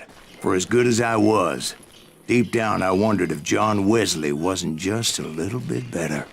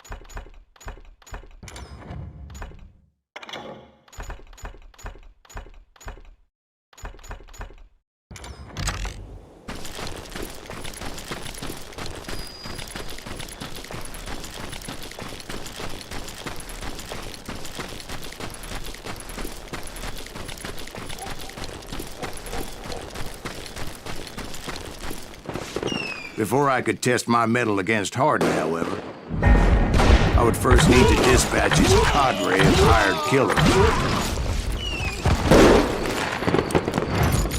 Most of these degenerates were beyond redemption, but John Wesley might have been a different story.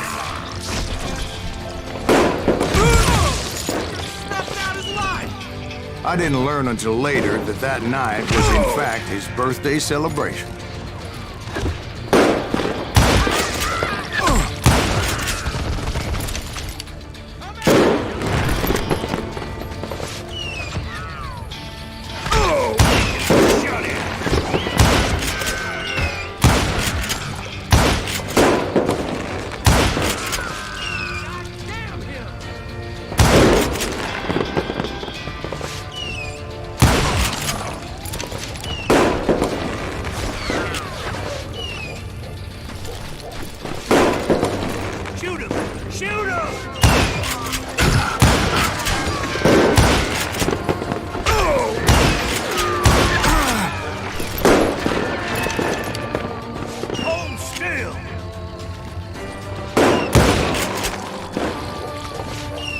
I think I already mentioned that I found Hardin in this very saloon.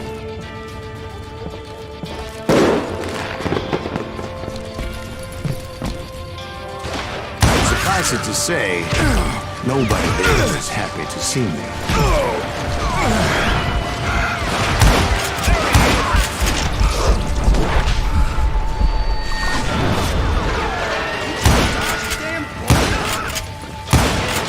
In fact, I felt a certain hostility.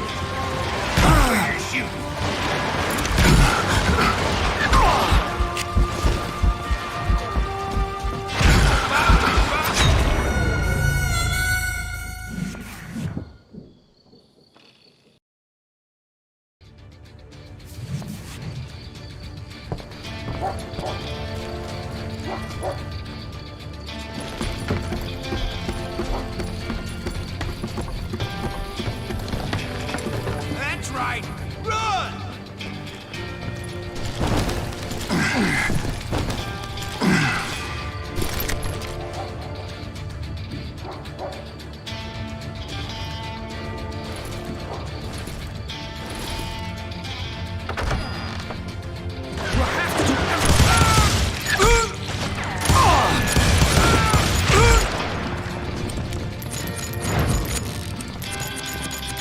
Can't get a good shot at it.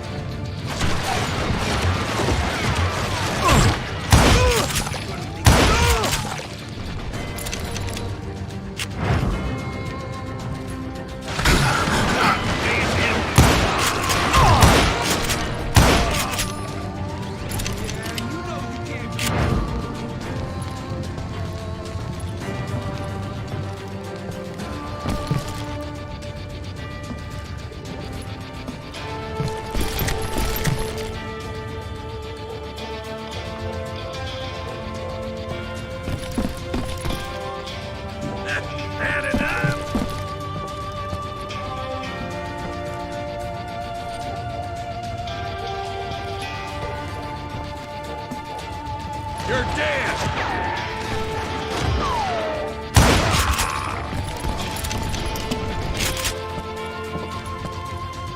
You can't hide!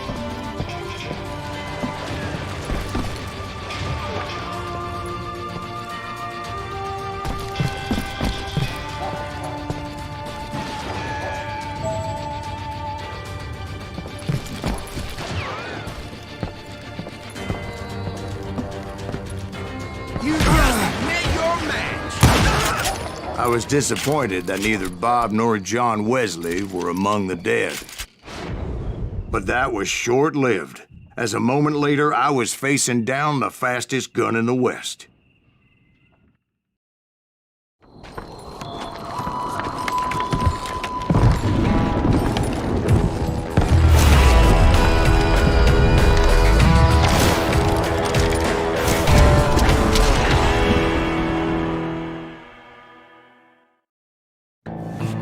I felt a bolt of adrenaline, or maybe that was fear.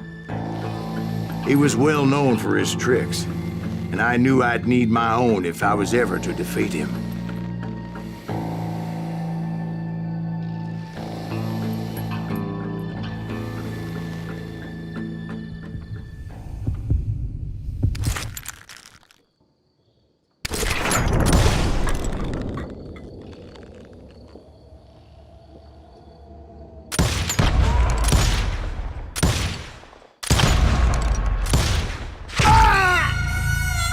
No, wait! He didn't hit me then. I'm sure of it.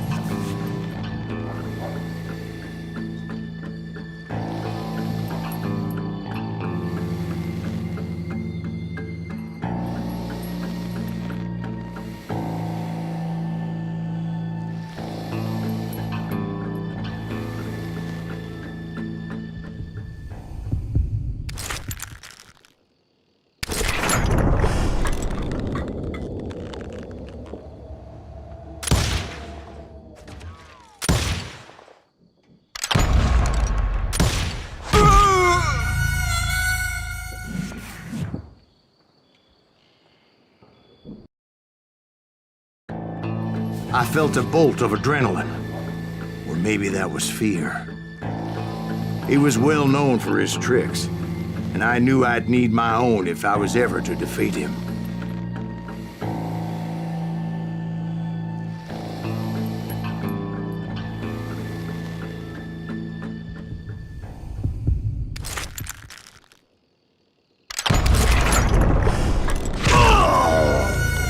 No, wait! He didn't hit me then. I'm sure of it.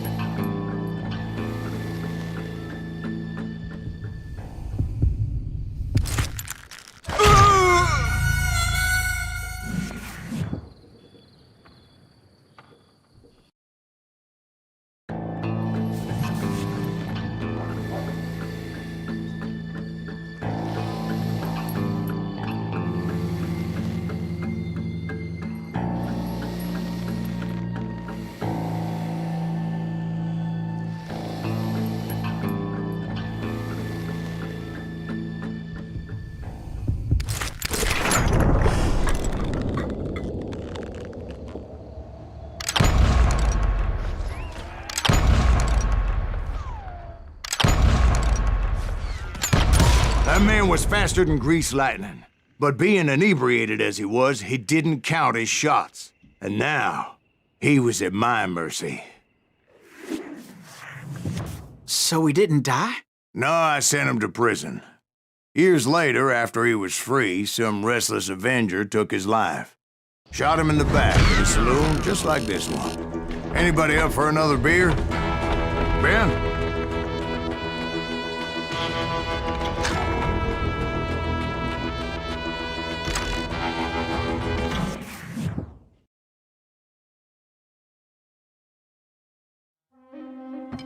Thank you, darling. Yeah, some say revenge is a dish best served cold. So whatever happened to that Bob guy you were after? Personally, I'd like to hear some of your other adventures. Like, I don't know, did you ever go toe-to-toe with a red man?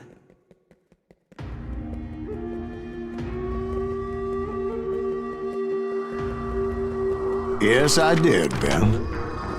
I remember once I was after this renegade Apache, Grey Wolf.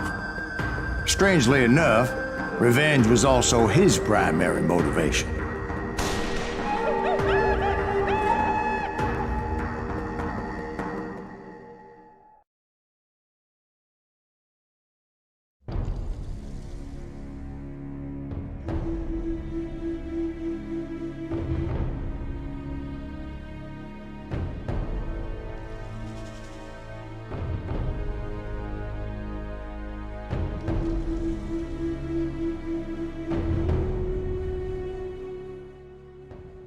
A bounty was put on Grey Wolf's head, and that's how I came to hunt him in the mountains so high they tickled the nether regions of heaven.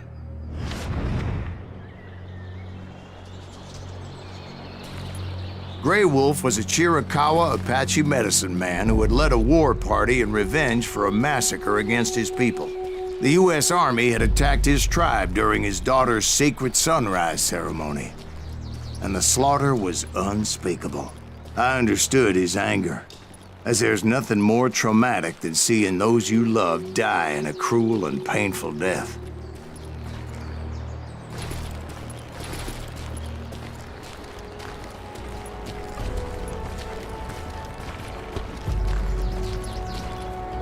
Right from the beginning, I couldn't shake the feeling that Grey Wolf was watching my every move.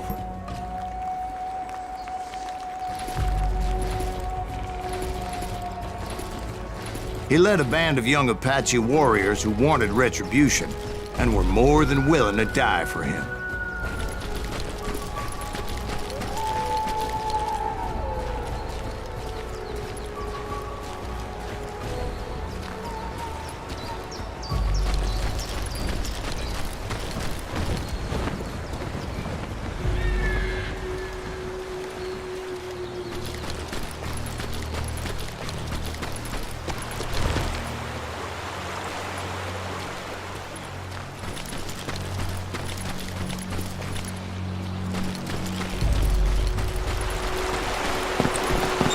They saw me before I saw them.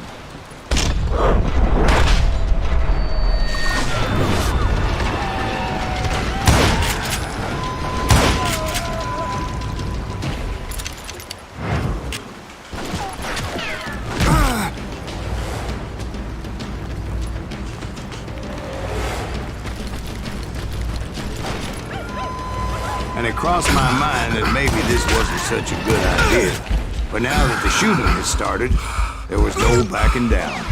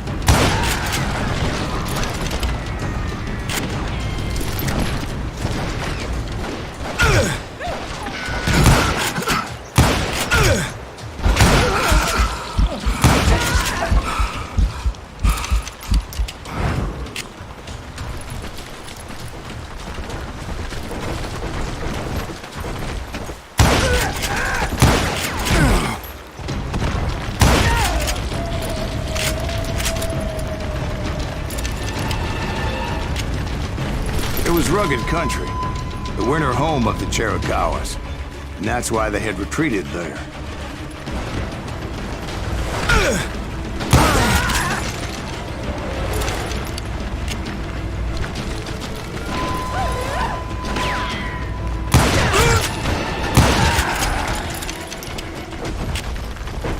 I admit to having some regrets about going after them the way I did. But then again, I got a lot of them.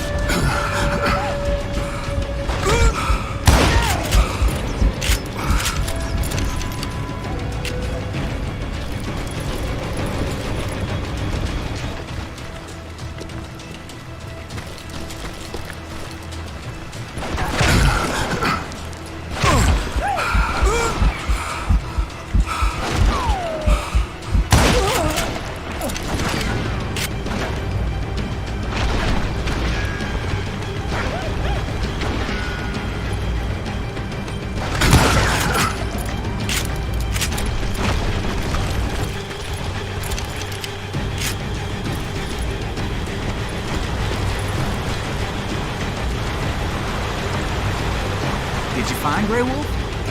Not at that moment, but I did find the entrance to their hideout.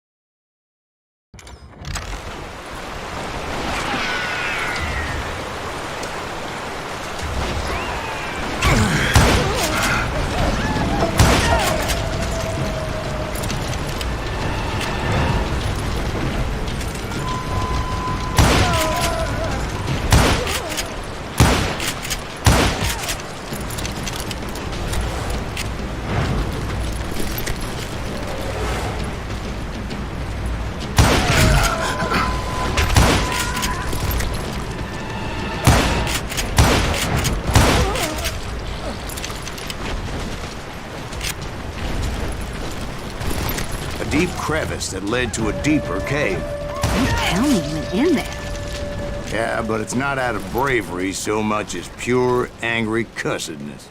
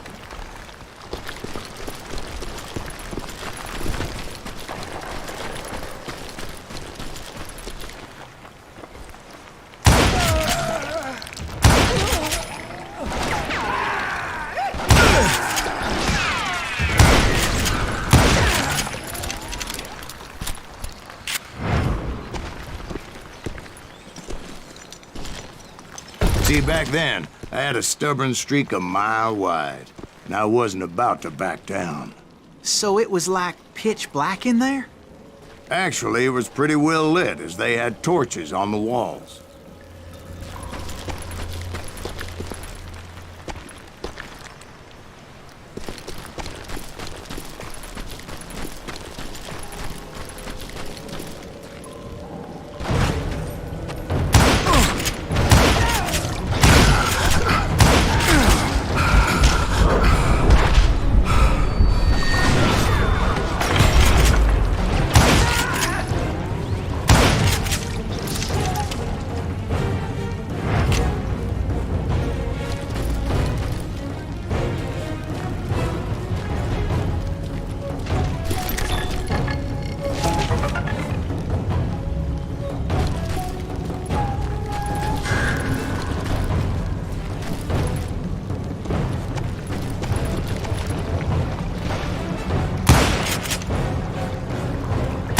big was his cave? Big as hell, Ben. Chiricahua had hid out there during the Indian Wars.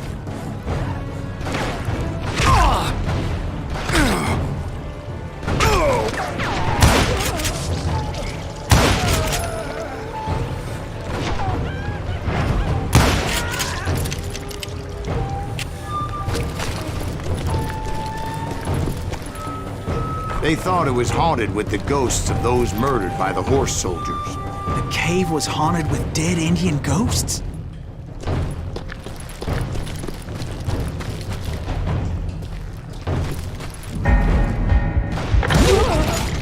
To be honest, I was more concerned with the live ones than the dead ones.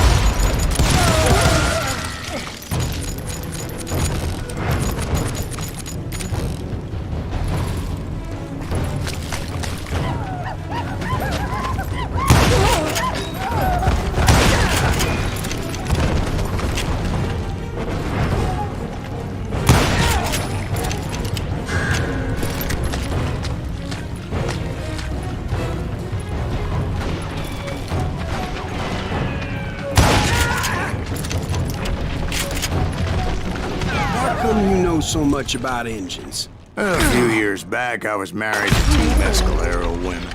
At the same time? Yeah, they were sisters. Polygyny is traditional among the Mescalero. So what happened? Oh, I had to get out of there. Those girls never shut up. Both of them nagging at me all the time. Drove me half crazy. Haven't seen them since. No, I mean, what happened with Grey Wolf? Oh, well, I pursued him into the Cave of Death.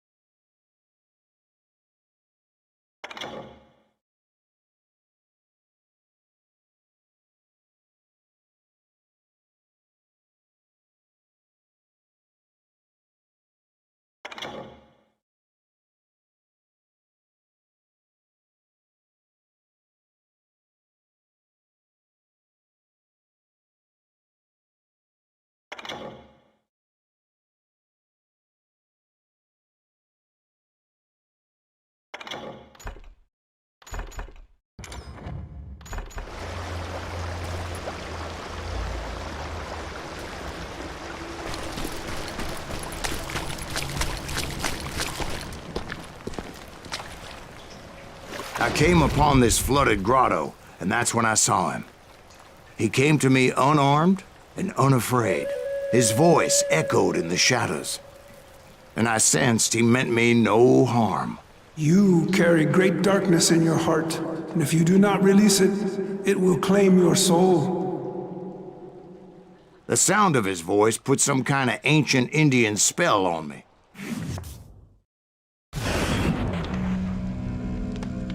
As his story unfolded in my mind, You will come to this place again and kill many more men, and the darkness will grow until it consumes everything that you are.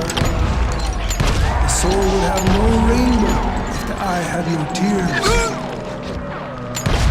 he said I was a great warrior, a coyote man, unequaled by any other pale-faced warrior, or something like that. The snakes will bite shadows of your past until a venom poisons your heart, and an echo of the song of the dead summons the spirits deep from within the mountains. I didn't quite get what he was saying, but there was definitely snakes. And indeed, his warriors surrounded me and attacked me like hungry wolverines. They couldn't stop me, though, and Grey Wolf wasn't in the mood for idle talk.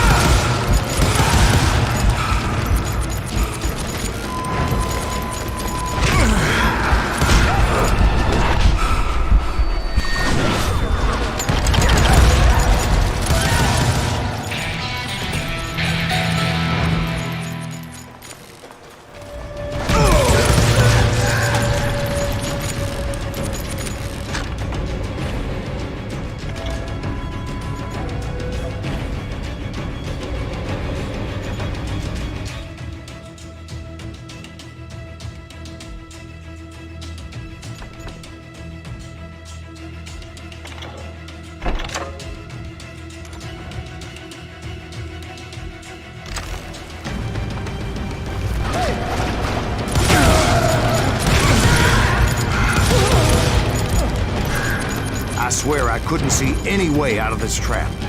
But suddenly, one just appeared. Kind of like a miracle.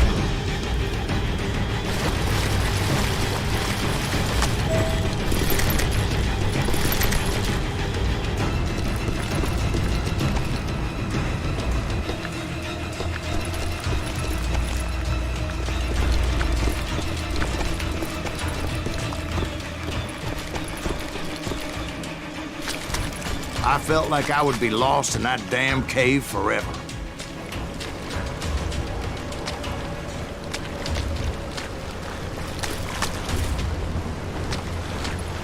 Finally, I found myself back outside, perched on the edge of a precipice, overlooking a thundering whitewater river.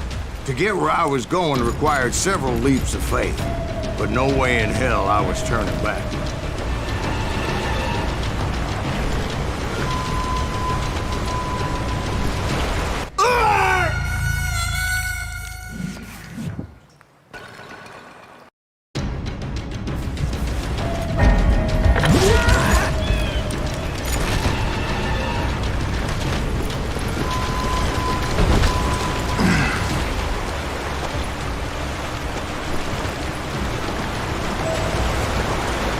I chased after him, determined to make him explain the meaning of all that mumbo-jumbo. Mumbo-jumbo is right. Are you making this all up as you go? A few details may be fuzzy, brother, but I am relating exactly what happened to me.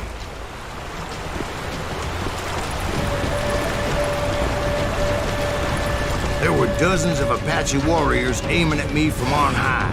Dozens? Well, maybe not dozens, but there was a lot of them. At least 3 or 4. Well, more than that, little lady.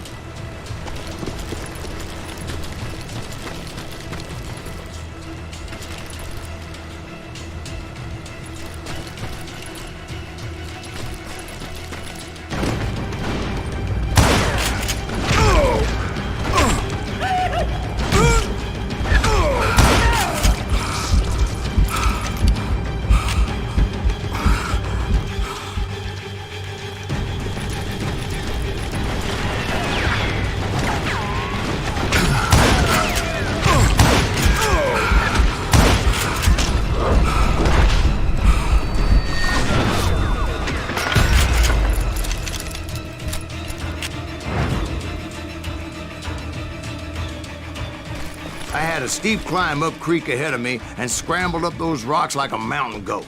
I was determined to locate Grey Wolf and find out exactly what the hell he was trying to tell me.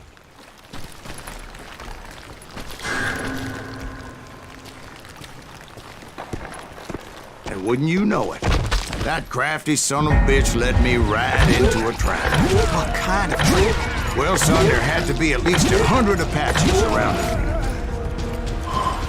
100? God be my witness. Oh, come on. Who you kidding? Hey, I believe you. Come on, tell us how it ended. All right, but I'm not gonna drag this out. Where were we? You were surrounded by 100 Apache warriors. Well, I didn't take the time to count them exactly, but there were a lot of them.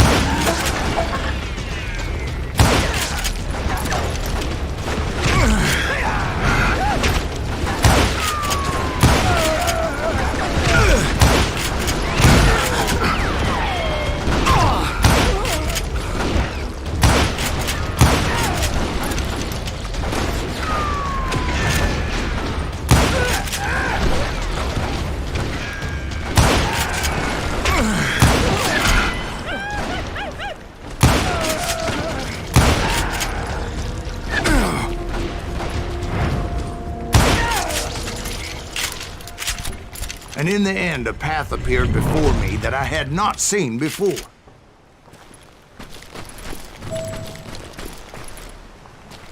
I followed it as I desperately needed to find out what Grey Wolf was trying to tell me.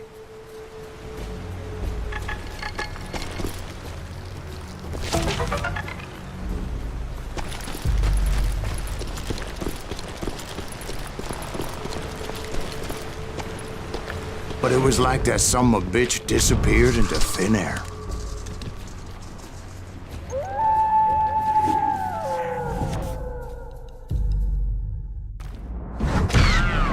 Never did find him. And never did collect my goddamn bounty.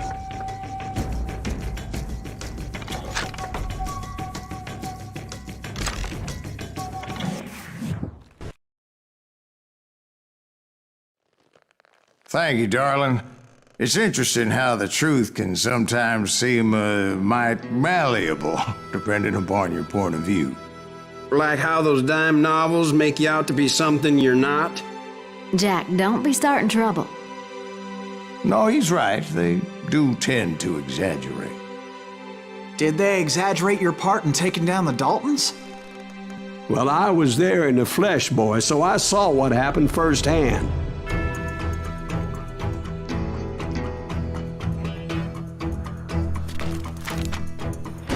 Those Daltons were lawmen once, before they all went bad, robbing banks and trains clear across the territory. Until Coffeeville, of course. I was one of the citizens who took up arms that day. Fighting on the side of the riot? I did my best, sir. We all did.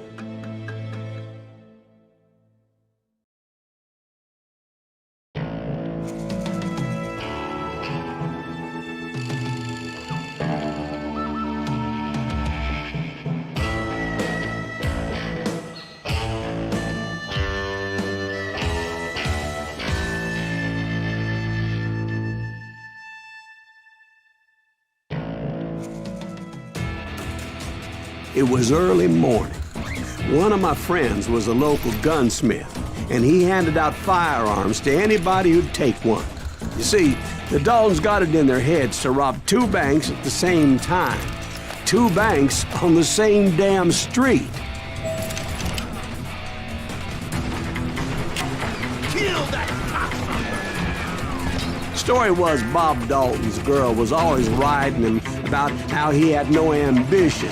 Oh, you're nobody next to Jesse James, she'd say. Finally, the bastard took his brothers to Coffeyville just to shut her up. Right. It's always the woman's fault.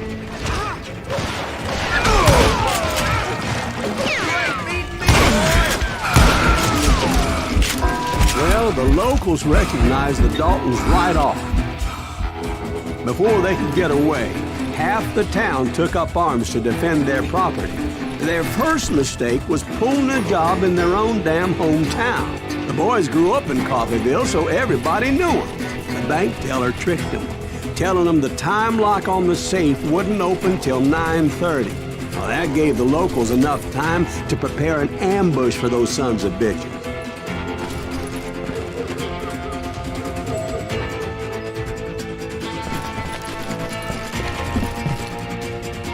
Hey, we got us a hero. Put some holes in him!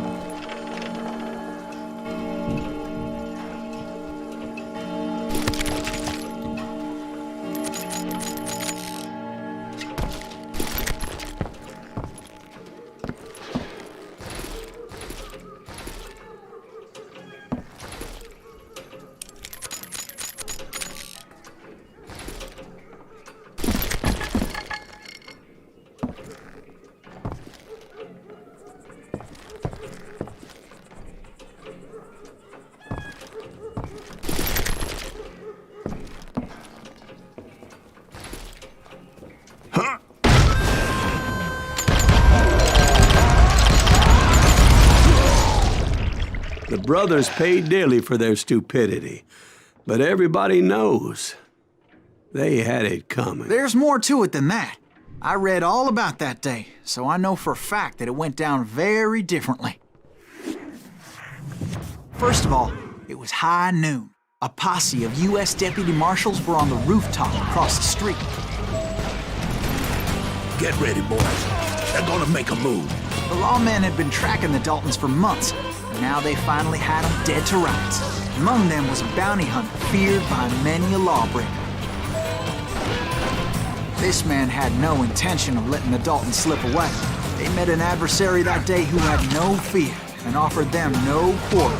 The marshals tried to get the Daltons to surrender. They'll give up eventually.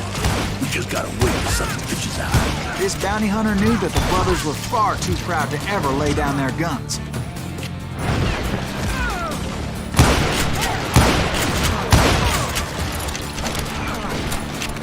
He went in there alone to confront those criminals. One of the marshals shouted, "Where are you going? Are you crazy?" Hey, where do you think you're going, dumbass? That rifle's mine. But he paid him no mind. He saw a way to get around to the back of the bank. Then he figured out how to hit the Daltons from a direction they weren't expecting.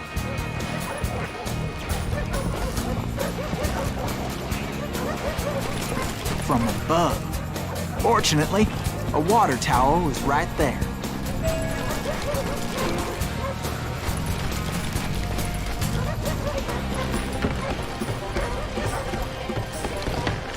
A moment later, he was climbing up a steep ladder, laughing at danger as he did.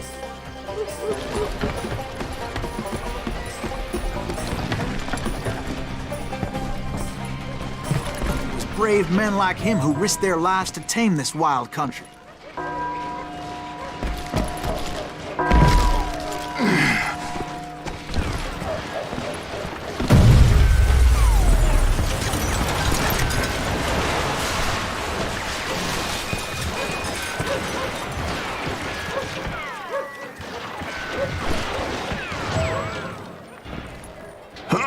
We've got company.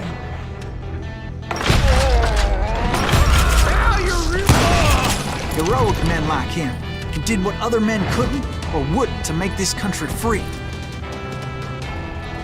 Like Jim Bowie and Davy Crockett, who died defending the Alamo.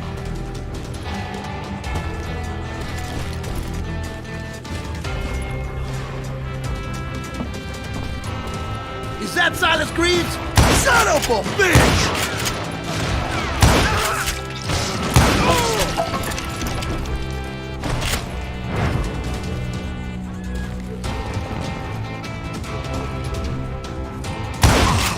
You can't hide from me!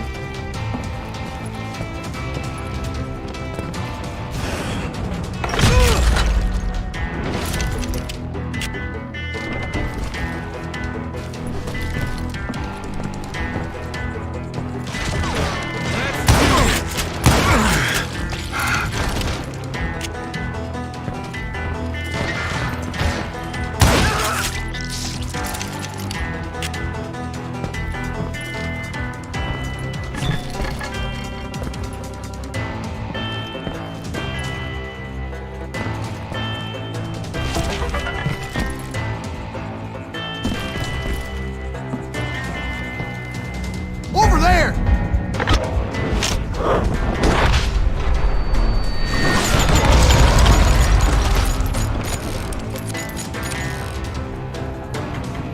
That's Silas Greaves! What the hell? Blam! Blam!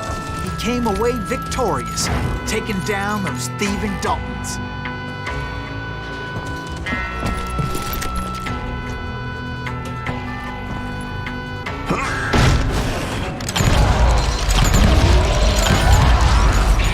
His name? Silas Greaves. And when the dust finally settled, he was the last man standing. Sorry, kid, but that just wasn't the way it happened.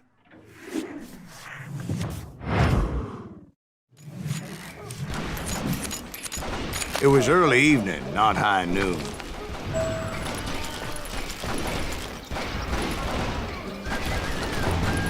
I was late to the party and Coffeyville was already up in arms. The Daltons blew up a safe and were all set to hightail it out of there.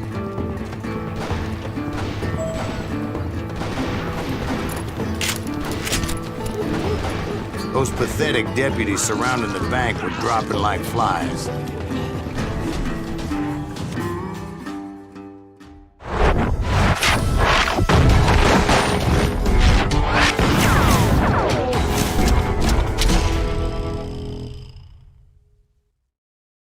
I had been tracking those jokers for months, waiting for them to do something reckless. Finally, they did.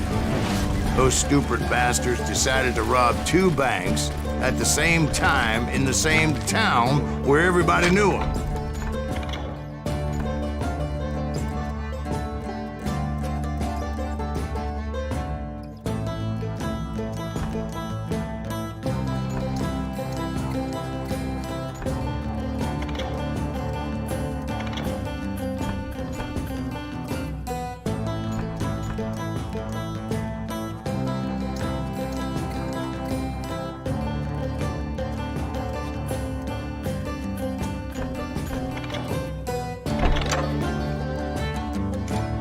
They still had friends in Coffeyville. You can't get me. Keep shooting. I don't mind.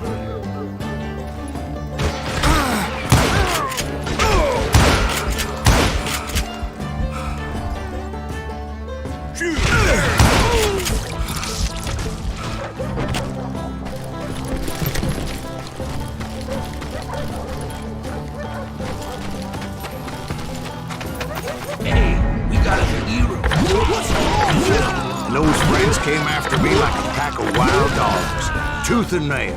They were coming at me from all directions.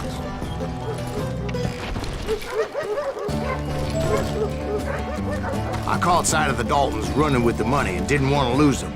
Problem was, they knew the town better than I did. To top it off, I found myself in the middle of another shootout entirely. Did the Daltons hole up in somebody's house? No, it was the Smiths, I believe. They were cousins of the Daltons, and they were shooting at the Browns, who were shooting at the Daltons, which wasn't any surprise, because those two families have been feuding forever. And since the Joneses are related to the Browns, they shot at the Smiths, pissing off the Heimhoffers, whose daughter recently married a Smith. Well, Bullets were flying every which way as all the old feuds in Kansas caught fire all at once. There was a hell of a lot of pissed off people in Coffeyville that day. But that's just the way life is sometimes. Shit happens.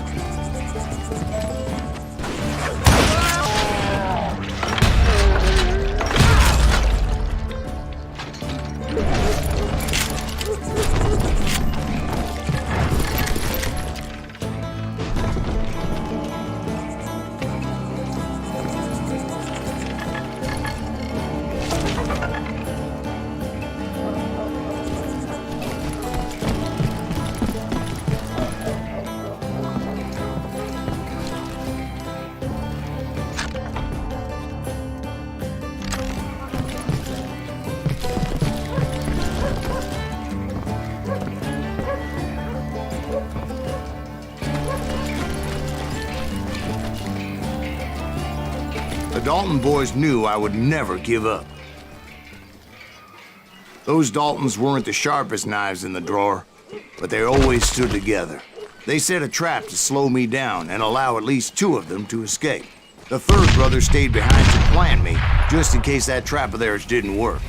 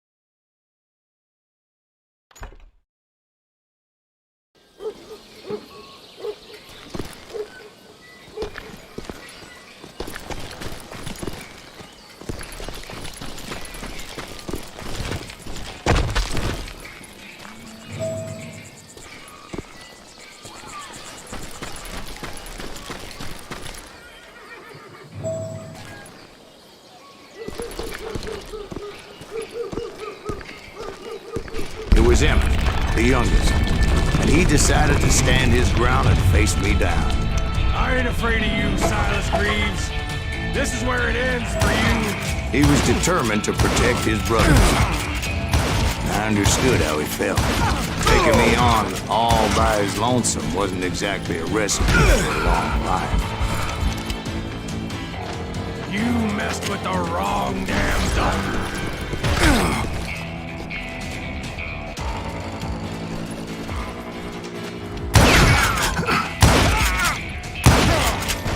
It's hard. But Emmett Dalton survived the robbery in Coffeyville. He's the only Dalton who did. They say he was shot 23 times. Well, Dwight, who do you think put all those damn holes in him? But I have to admit, that boy had grit.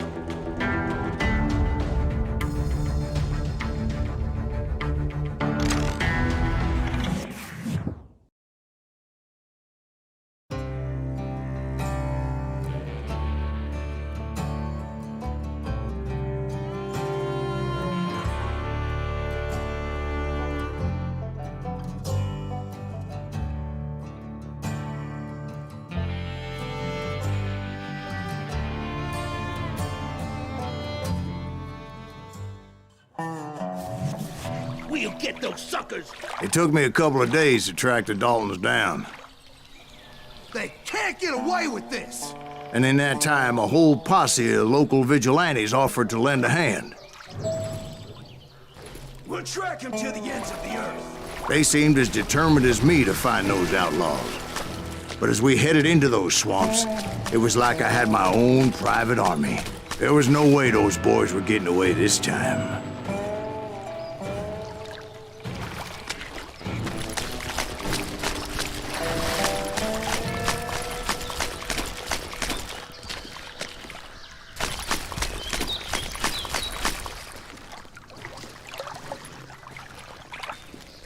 It was early fall, right?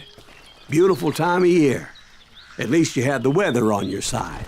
Not by my recollection. It was damp and foggy as hell.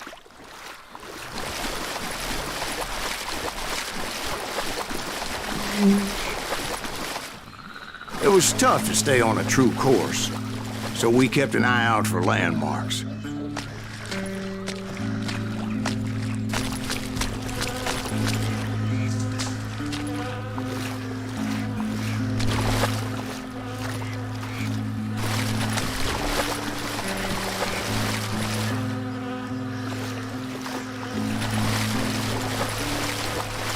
It was autumn. The maple trees were in full color, red as blood.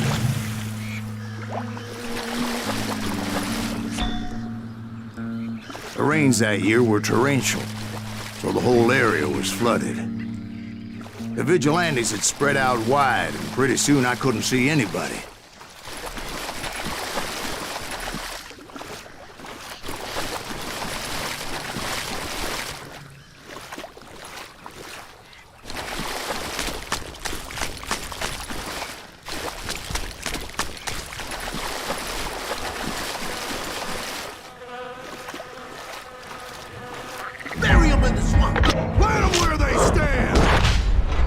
Except for some bitches ahead of me wanted to do me harm, so I had to face them alone. I wondered why my compatriots didn't come running when they heard the shots. That's it for you! Jesus Christ!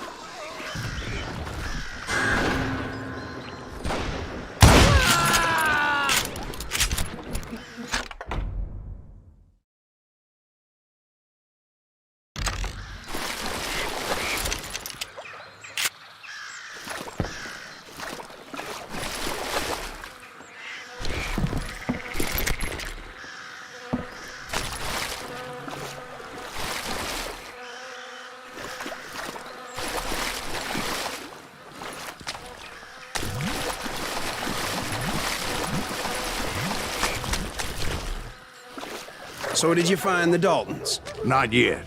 But I did have the questionable pleasure of meeting a few of their friends.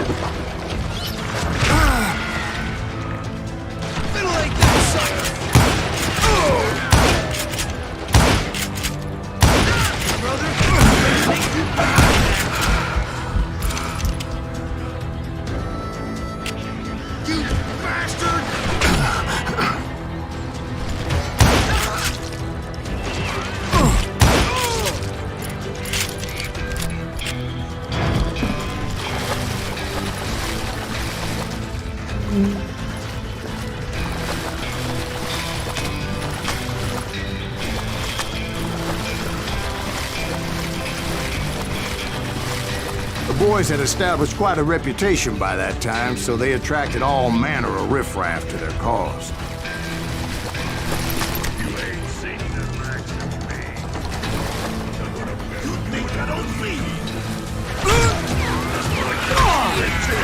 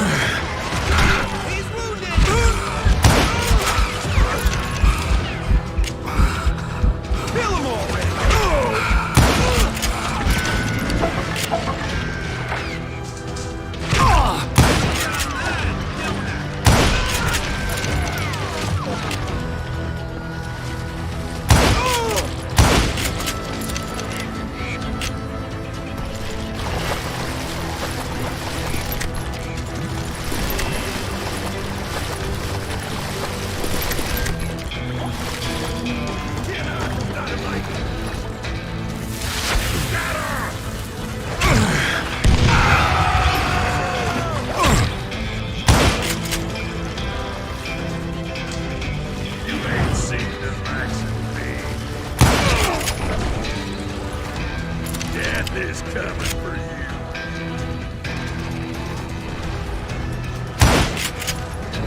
Point being, I was under serious attack. I'm going out. I'm taking you with me.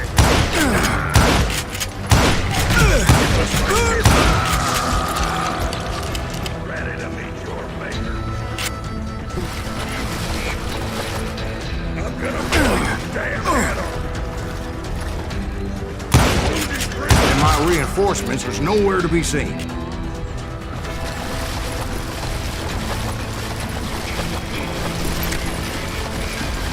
Kill that goddamn bounty hunter!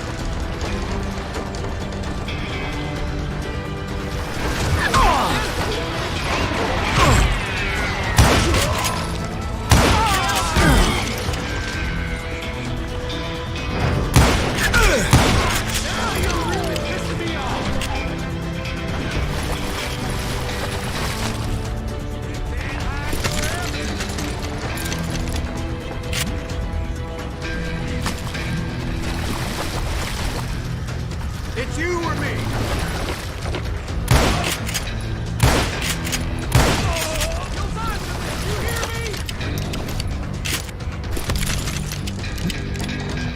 Can't hide forever.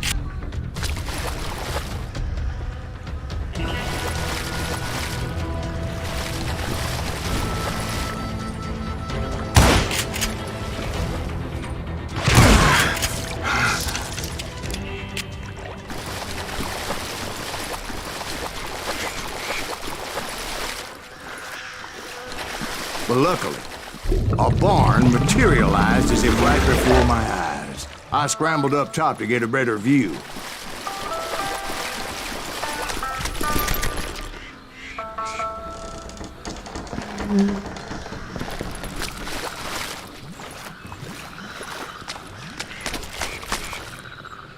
But just ended up falling inside. So, how did you get out? The barn doors was open. About right then, I saw some suspicious characters running for the bushes. Of course, I followed them. but that goddamn swamp was like a goddamn maze, and pretty soon I had no goddamn idea where I was. Steve? So I just started walking, and pretty soon... Oh.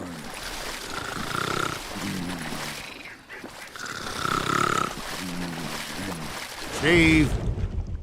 Steve? Huh? Oh, no, I'm listening.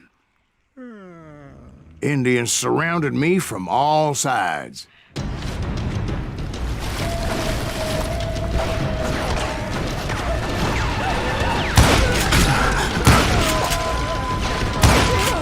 Indians? There were Indians? No. I just wanted to make sure Steve was paying attention. Now, where was I? You were following the Daltons through a swamp? That's right. See, Steve? Dwight's paying attention. No, I'm listening. I was just resting my eyes. So, where was I? The Daltons. Right. See, there's a reason so many outlaw gangs are made up of brothers. Being a brother is a very sacred thing. It's a bond like no other.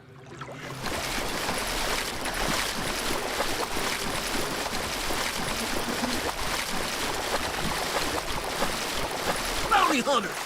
Stop that,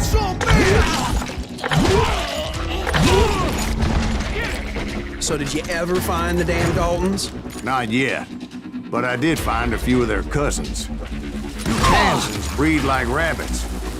More Smiths or Heimhoffers or who knows what. But hell, what's more important than family? I bet Ben knows what I'm talking about.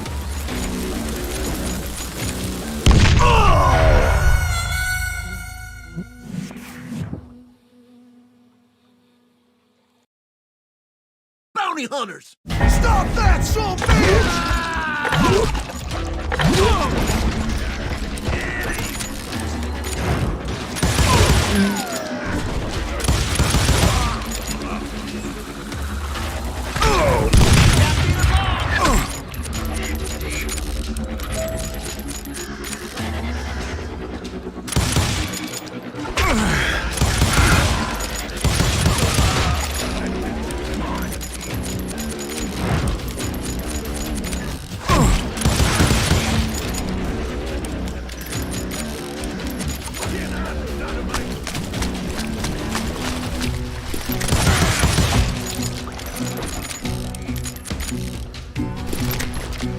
Somebody kill that subbitch!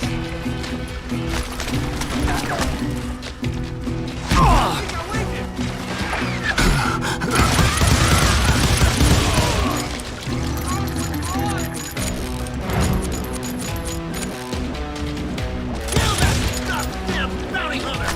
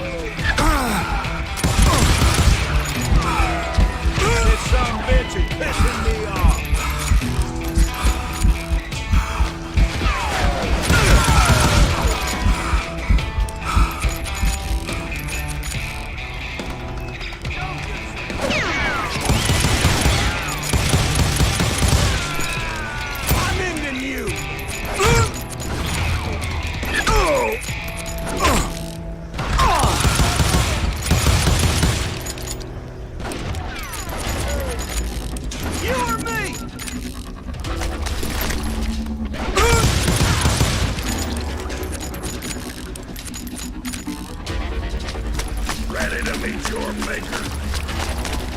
Oh! Ready for a belly full of buckshot? I knew those Dalton boys were out there somewhere, standing together against anyone who would threaten them.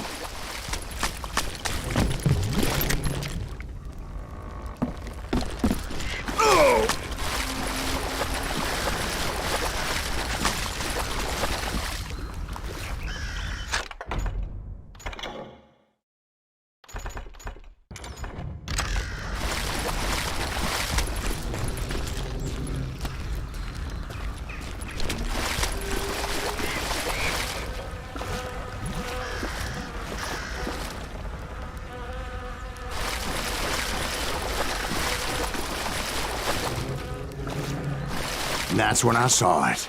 A goddamn steamboat. A steamboat in a swamp? Yeah, Steve, but this wasn't much more than a wreck, really. But how'd a damn steamboat end up in the swamps? Guess it floated off during the flood of '89. Now, was it a stern wheeler or a side wheeler? What? Does that really make a difference, Steve? It was a steamboat with a goddamn army on board. It was then that a fusillade of bullets come raining down from on high, and those vigilantes who accompanied me weren't anywhere to be found. But among those men that were shooting at me, I thought I saw some familiar faces.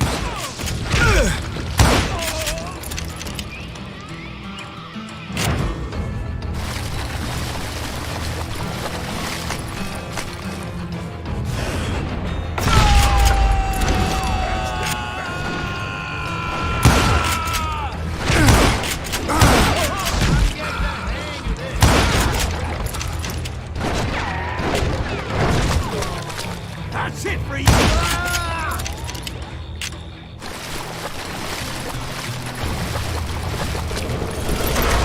Somewhere up there, the Daltons were waiting on me.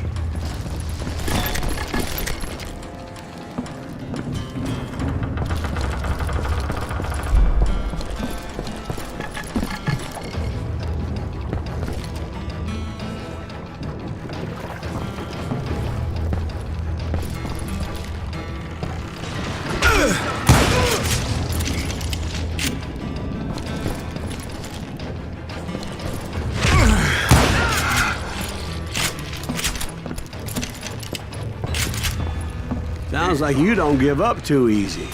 That's the kind of man I am, Ben. I set out to do something. I do it. Surrender just ain't in my nature. Plus, I'm stubborn as hell.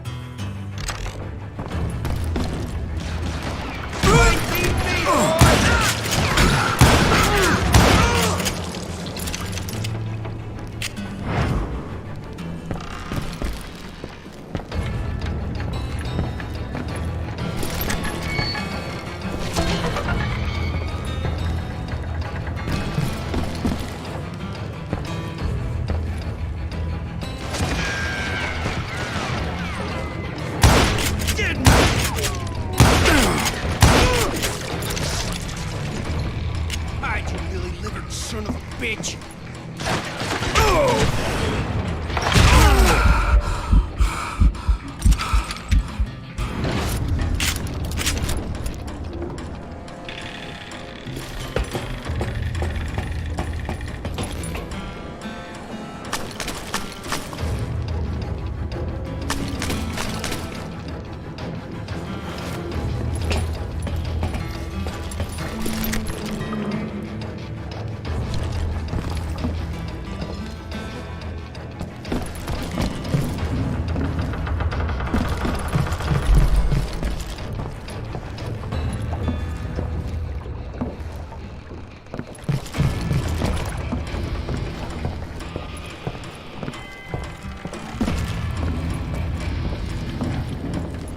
Right about then, much to my relief, the vigilantes finally arrived.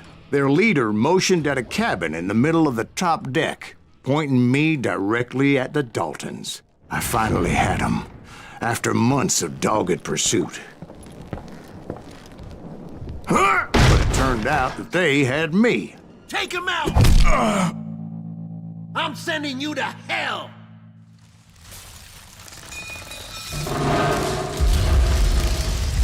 The Daltons had played me Not so like a tough fiddle. after all, is it?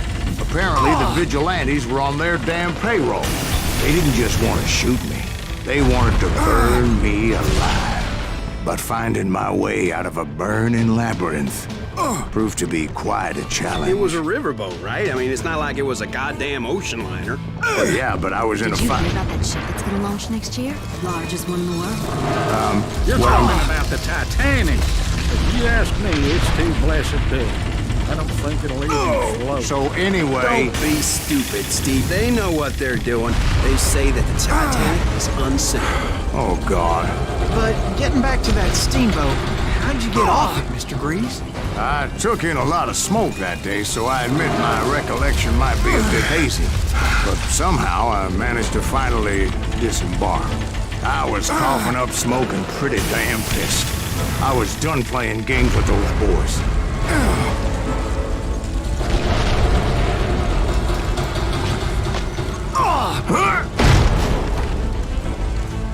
It was time to settle this once and for all. Bury him in the smoke! Someone steal that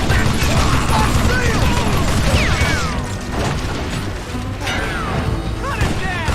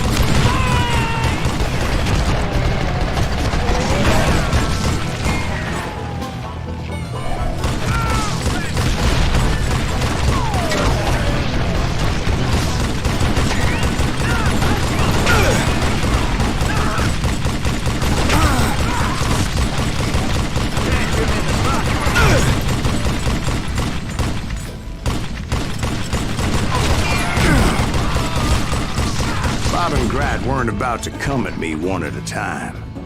They were in this together.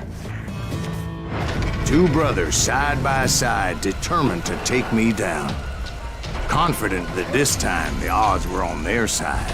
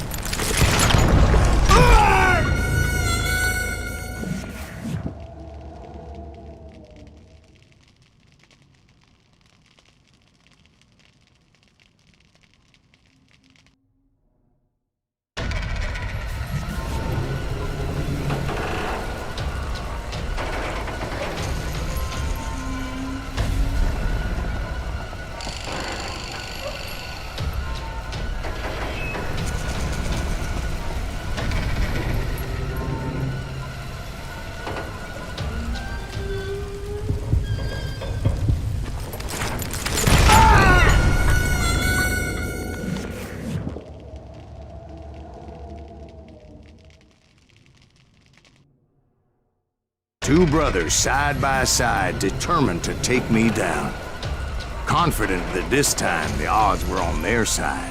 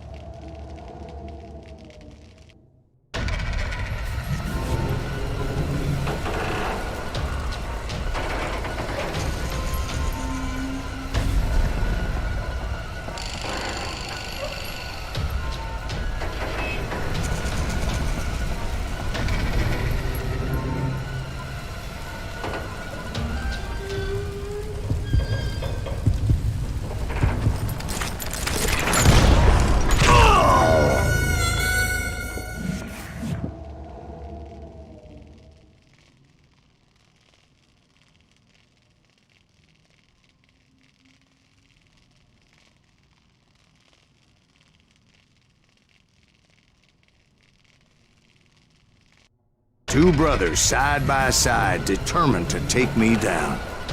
Confident that this time the odds were on their side.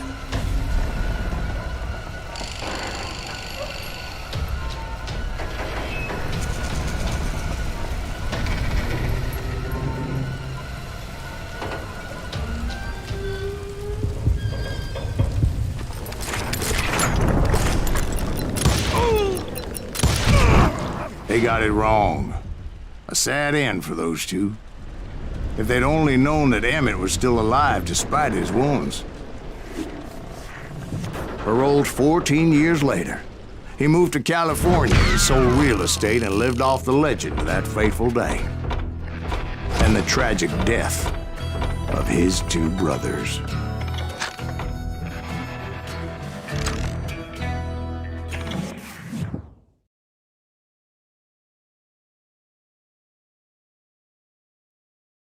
My own brothers died tragically as well, truth be told.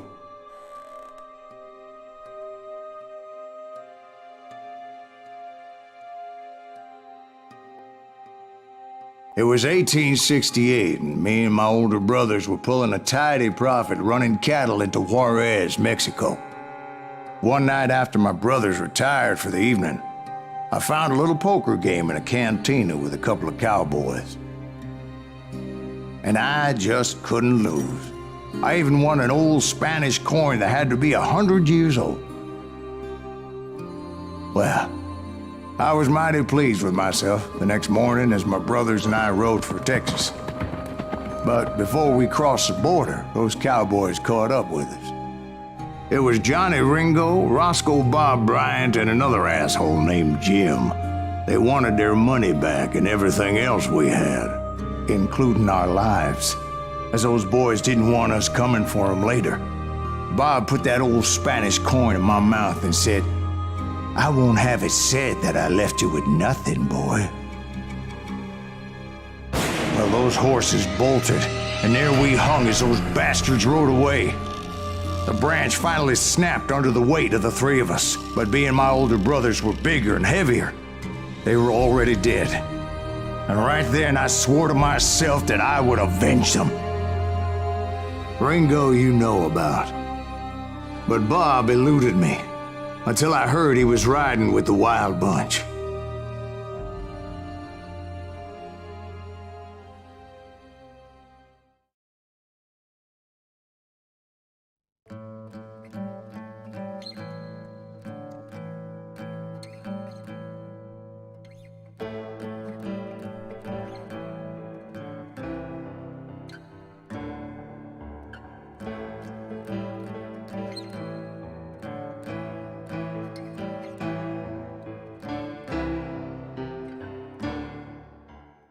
I'd been on their trail for months, ever since they left their hideout in the Bighorn Mountains.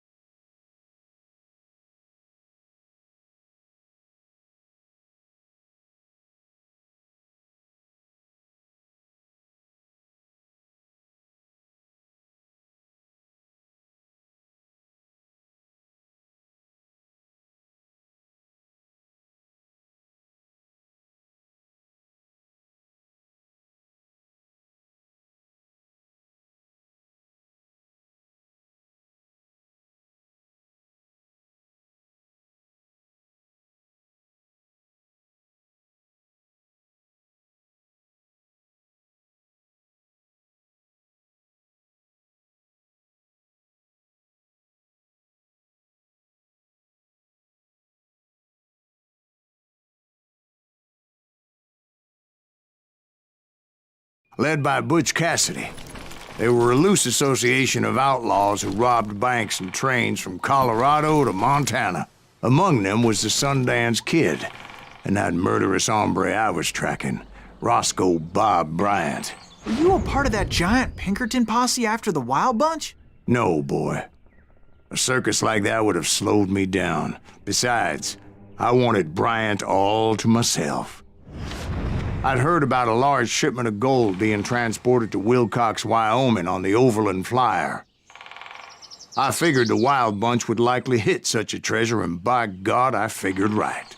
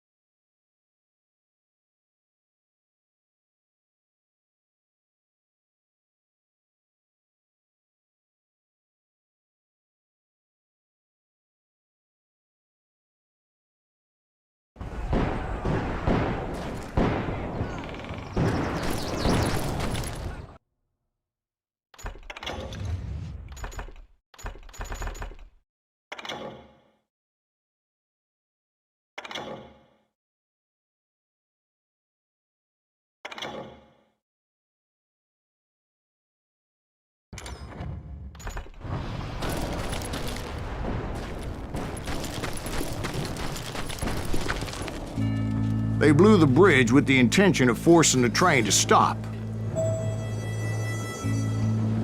Well, I assumed the Wild Bunch was likely in the still intact part of the train high above, so I had no choice but to make my way up through the passenger cars dangling down.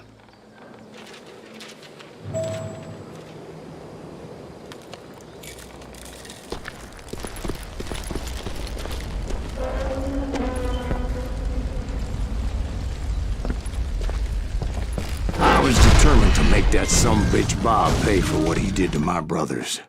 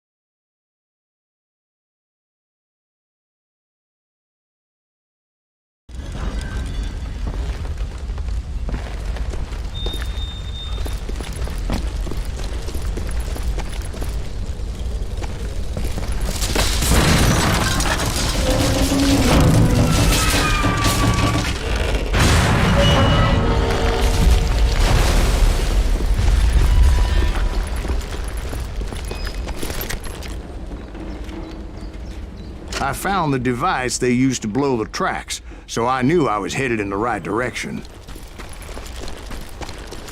My ears are still ringing from blowing up that bridge. What'd you say? I can't hear a goddamn thing. Well, I made my way off unscathed and came upon a few members of the gang and had no choice but to dispatch them.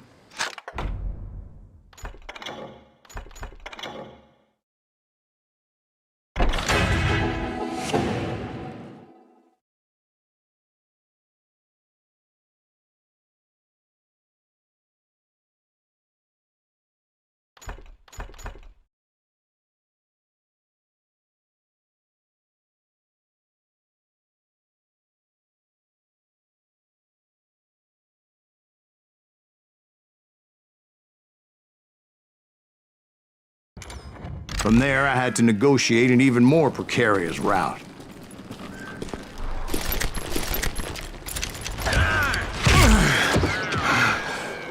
But first, I would need to get my ass out of there.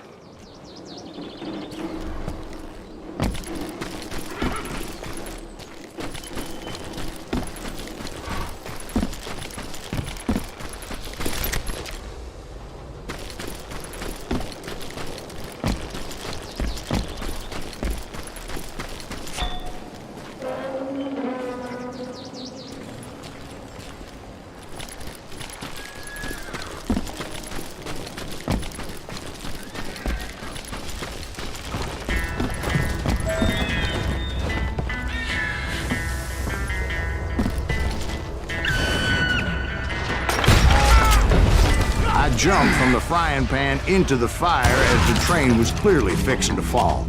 Those are my friends to kill. I had found the gang, but in order to find old Bob, I needed to fight my way forward past a whole passel of desperados.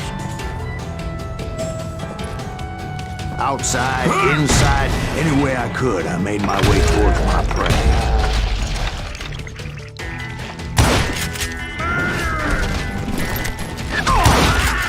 Well, what about the passengers?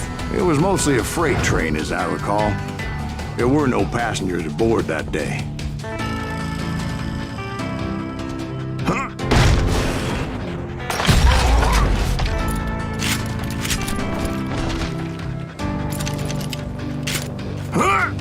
Scalp your ass.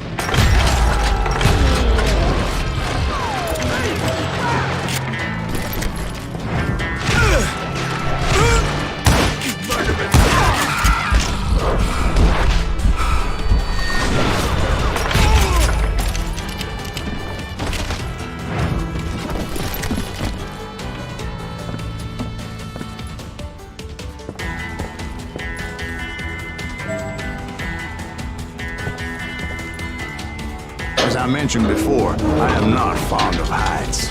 But I was too busy dodging bullets to worry about falling to my death.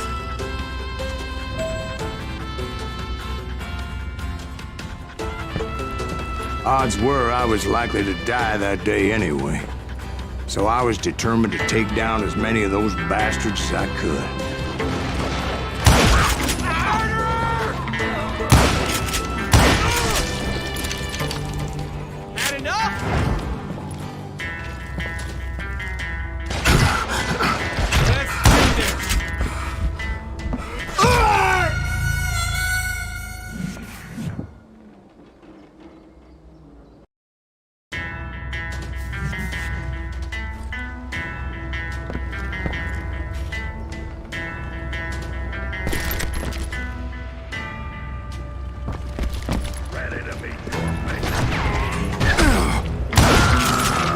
Times it was like shooting ducks in a shooting gallery. The only difference is these damn ducks shot back.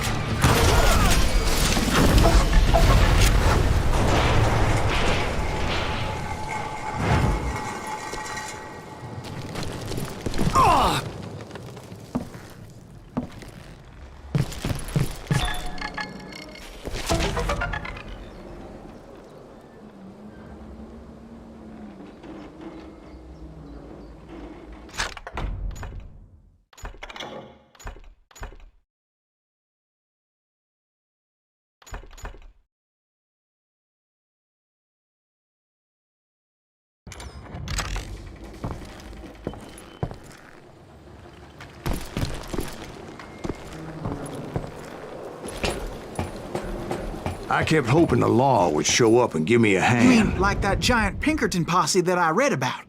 Did they come riding in, guns a-blazing to help?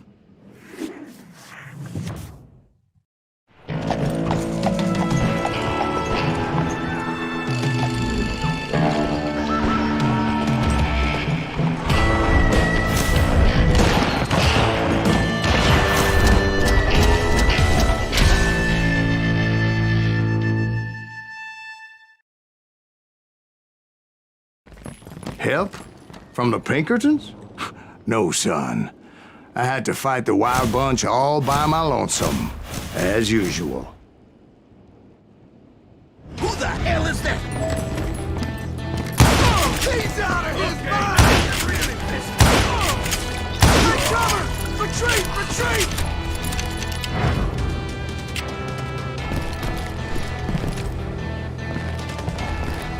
He's killing everybody! They'll kill us all! You won't get away!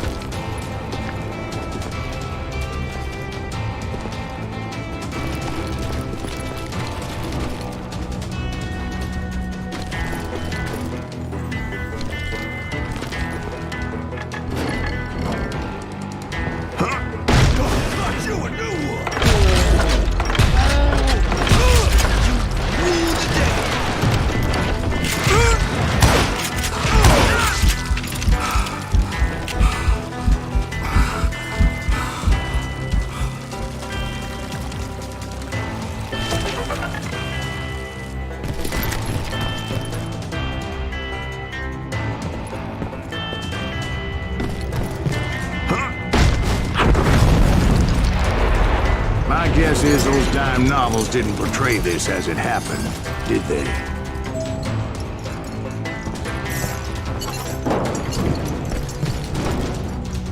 Only a few stragglers were left. I had to cut them down pronto if I was going to stay on old Bob's trail.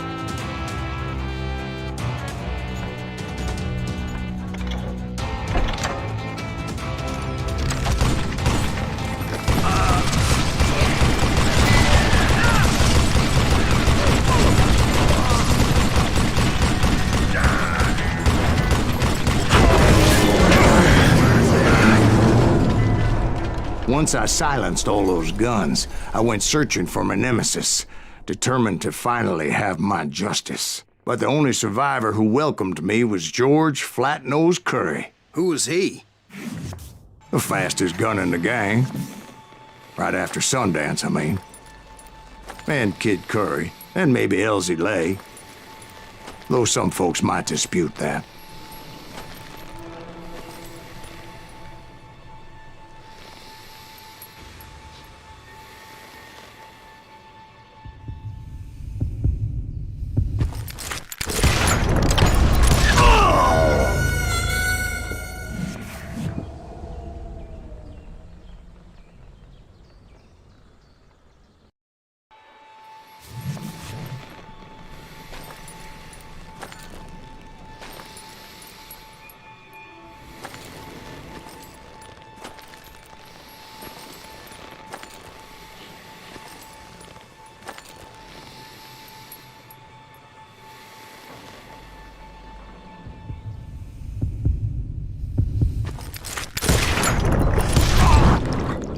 very same day, Butch Cassidy and the Sundance Kid decided to leave the Wild Bunch behind and decamped for South America.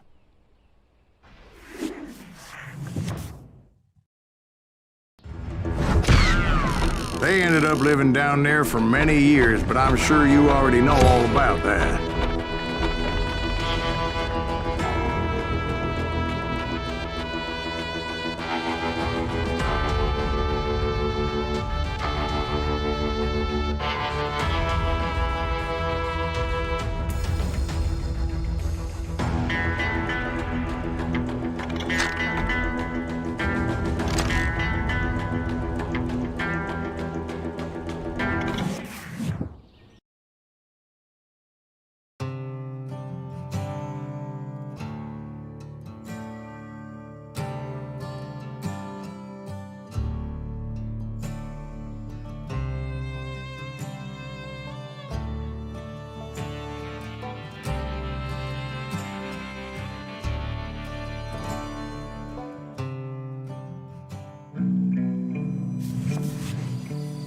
I tried to find Bob Bryant, but it was as if he'd disappeared. Sometime later, I heard the Wild Bunch was back together. Kid Curry escaped from jail, and now he was running the whole shebang. So I took to their trail, as I was still in pursuit of my brother's killer and hoped that he was back with him.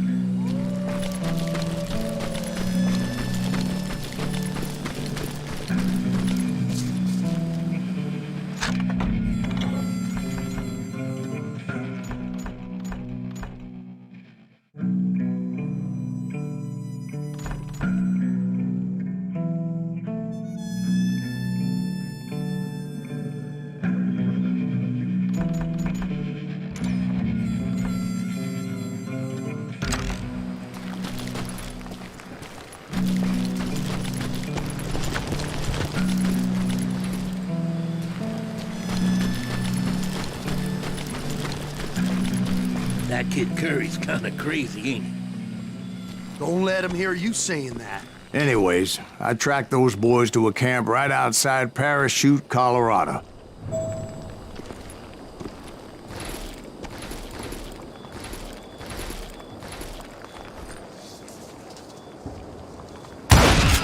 Who's shooting at us? We're under fire!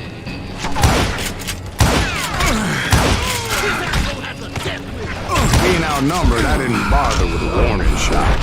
I just started taking those bastards down.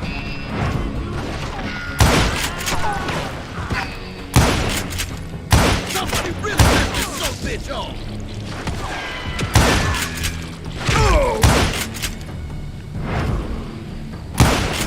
I'm done with you!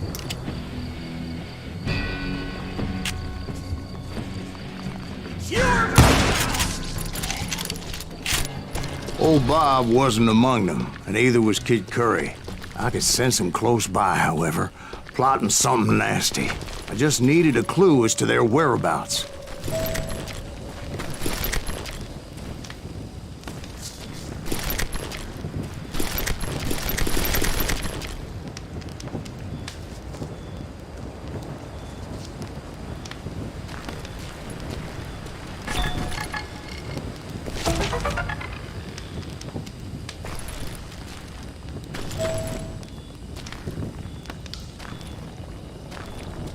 And I found one. A map with their bold plan clearly marked. This time they were fixing to blow up a train trestle. Property of the Union Pacific.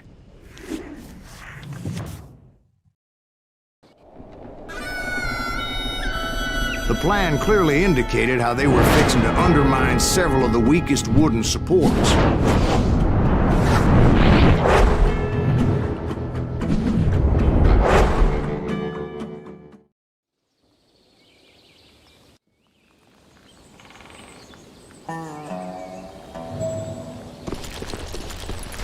Kid Curry was considered the wildest of the Wild Bunch.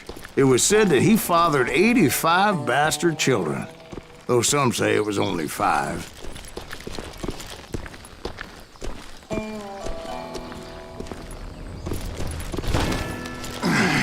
Kid Curry had bragged to a whore how he was gonna rob a train heading to the U.S. Mint in Denver. And that whore, Fat Sally, she told me.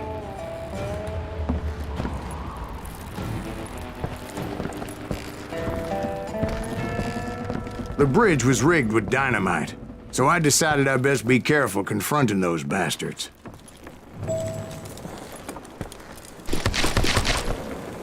And I made it a point to remove any dynamite that I came across. A moment later, I saw a ladder that somehow had escaped my attention. Blow us up now. Don't worry, I know what I'm doing.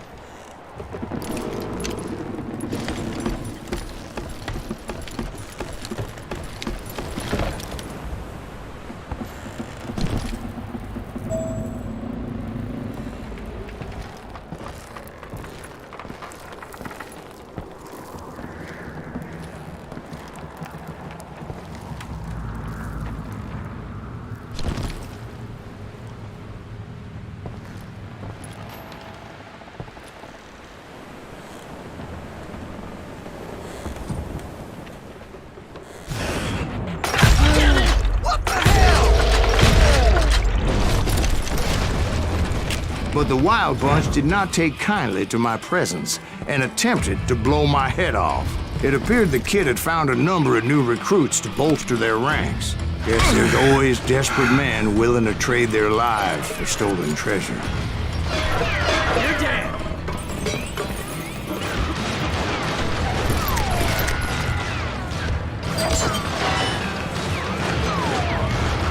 Time to die. What happened next? Well, having removed the first bundle of dynamite, I decided I might as well remove the other one. Once that was done, I figured I'd find my way from there.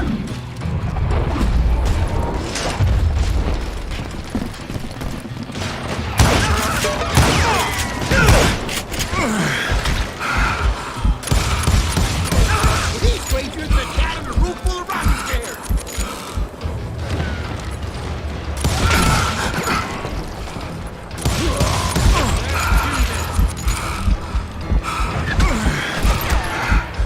This ain't right.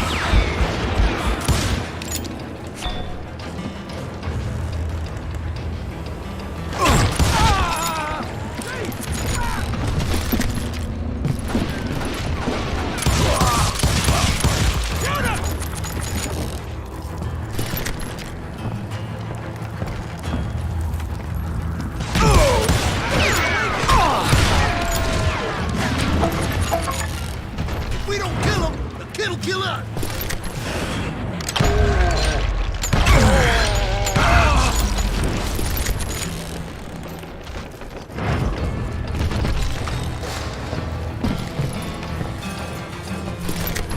Ready to meet your maker.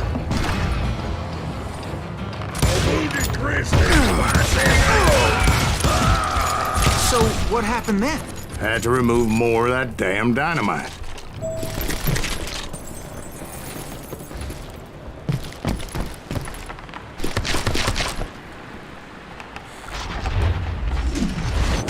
It must have been terrifying trying to make your way across. I was sweating it a bit, but then I noticed a footbridge tied up on high, so I shot the rope.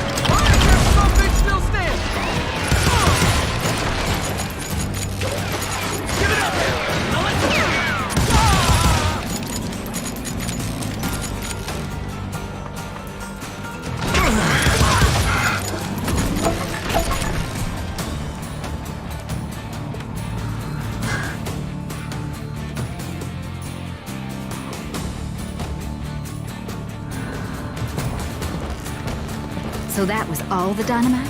Funny you should mention that, darling. As actually there was a fourth charge impeding my progress.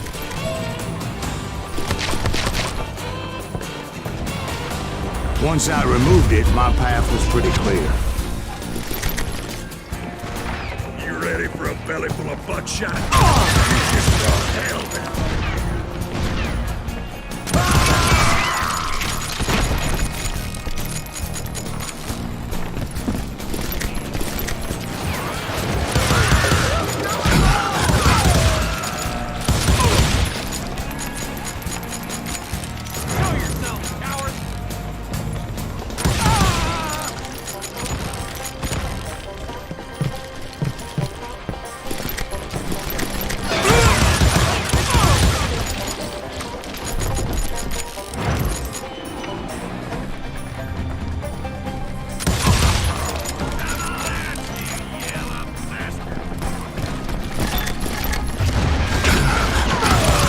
So I proceeded onward.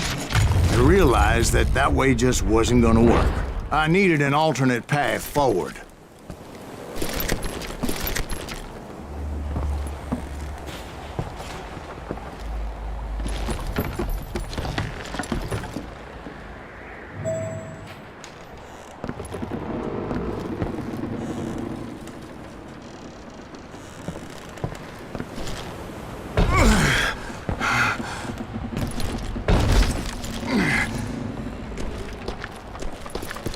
Luckily, I found a cave, and as I made my way back to the bridge, I saw something that concerned me.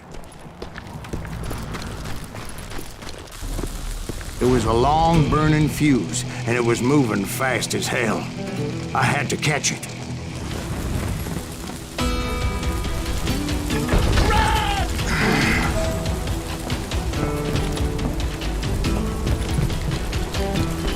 The burning fuse was so damn quick, I had to run like the wind. I almost had it, but no.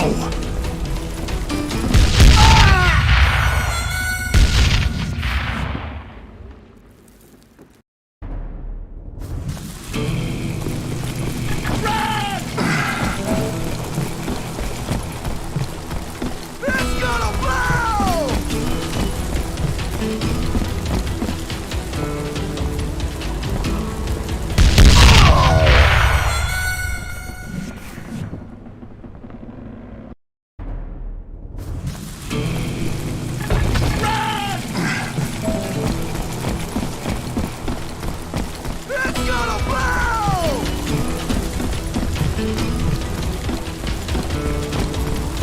I was gonna have a coronary when I lost sight of those sparks. My heart was pounding like a sledgehammer. Of course, I had to tread carefully.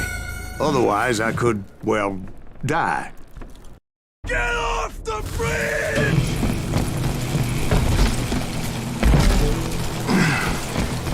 I knew that failure meant boom. Then, finally, at the last moment.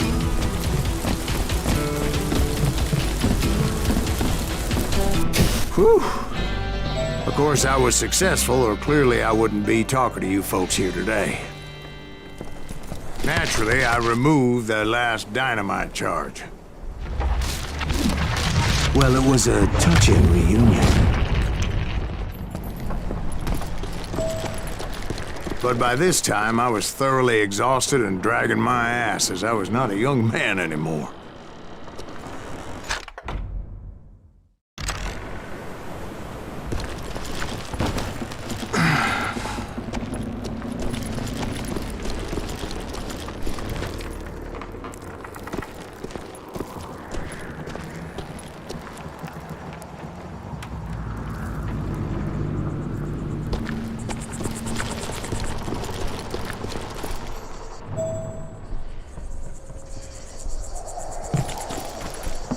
Kill that SOB! Make him bleed! Send him to perdition! Finally, I found those boys. Or more precisely, they found me. Who the hell is that guy? This crazy! Get going against me! Better than a damn fruitcake!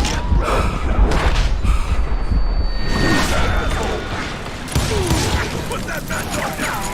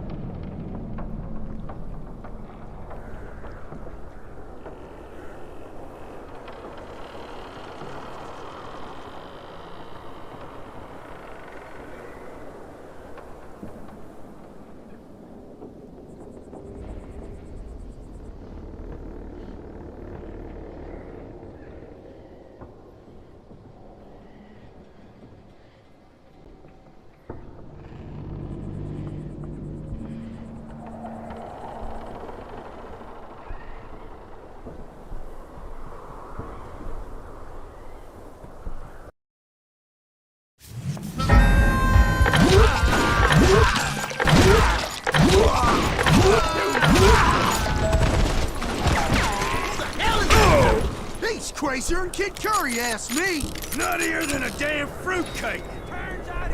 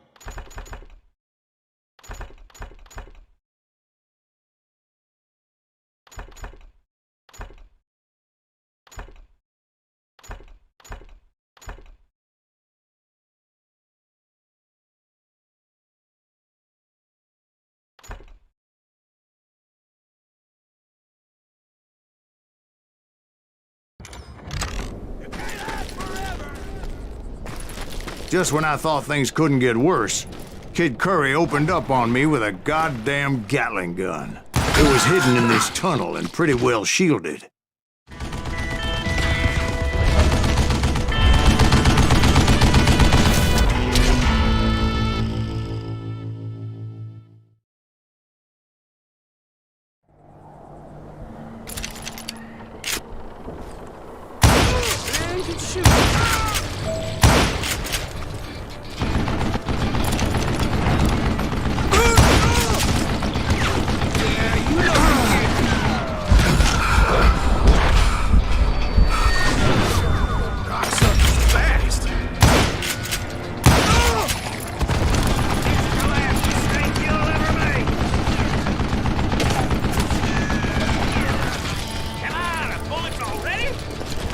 Luckily, I had located some dynamite.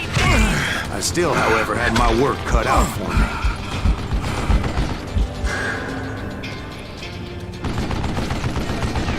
You know who I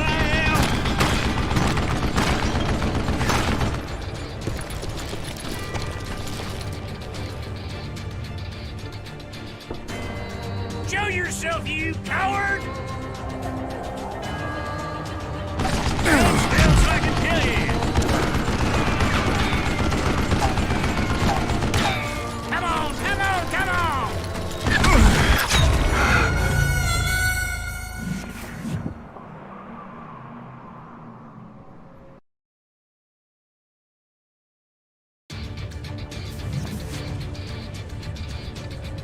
Guess you had enough, huh? Time for you to lay down and die. Hold me off while I reload. That smells like a killie. What are you, yellow? Damn! You can't beat me!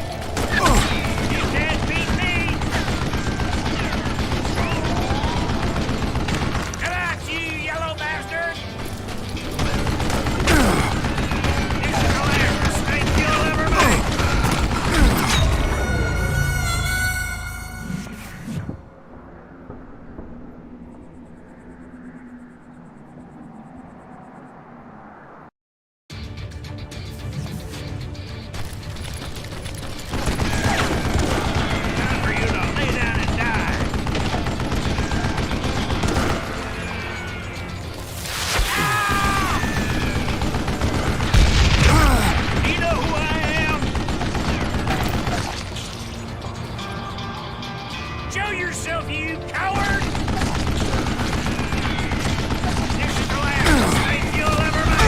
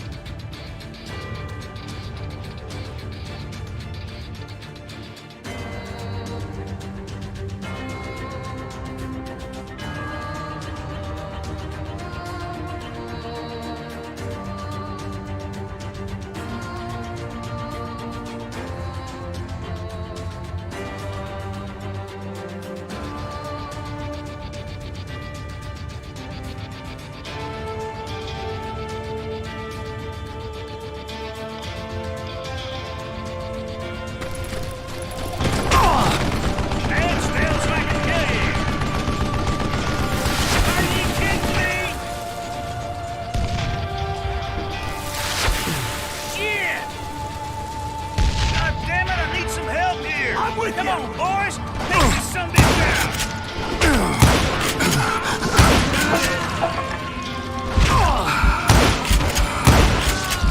Hands up! Damn!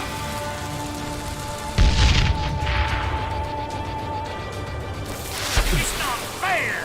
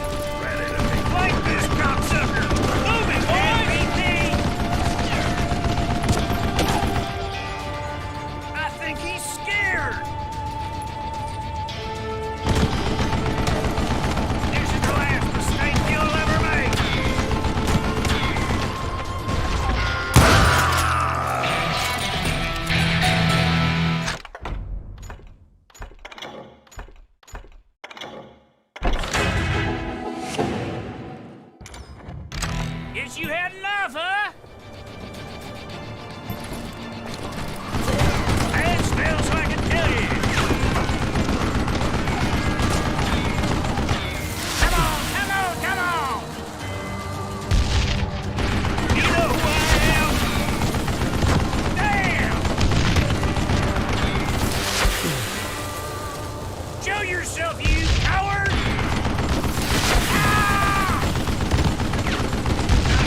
Lay down and die. It's not fair.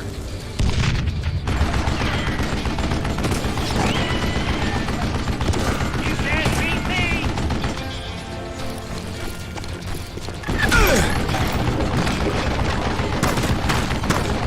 Heads up. This is the last mistake you'll ever make.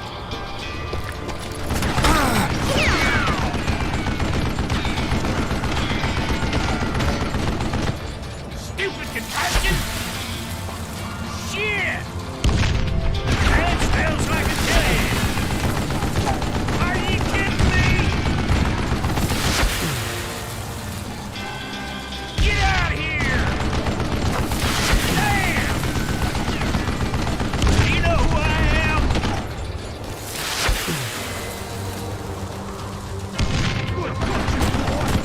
Beat that bastard!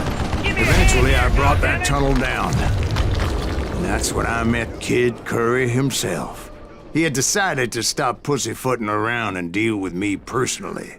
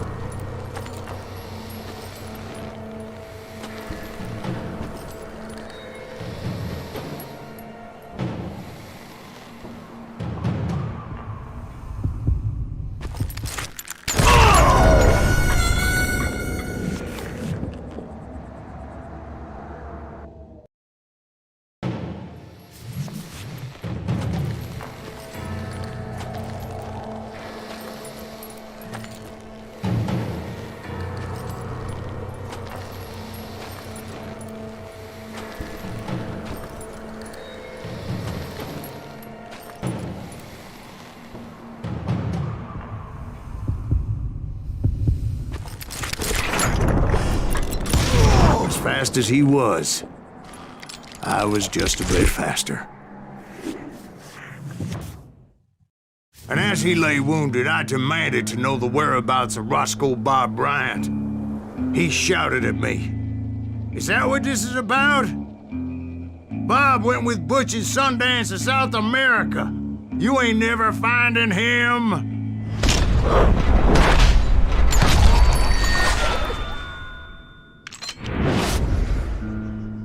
Those were his last words.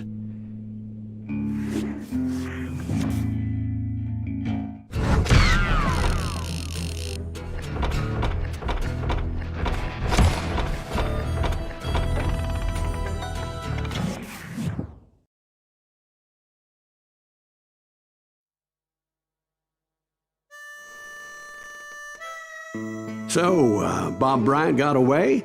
I knew I'd never find him in South America. What about the other killer? Yeah, you kinda glossed over that one. Well, I found Jim not long after my showdown with Ringo. At the time, he was riding with the James Younger gang. Did I neglect to mention that?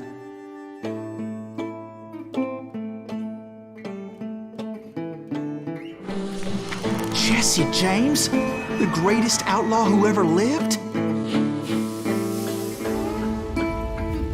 Jesse and his kin rode with Quantrill when he raided Lawrence, Kansas, and killed near 200 people, boy. Nothing great about that. And from there, him and his brother went on to rob banks and trains from Kansas to Missouri. Which is why there was such a rich bounty on their heads. 40 grand for both of them, dead or alive. That's one hell of a payday.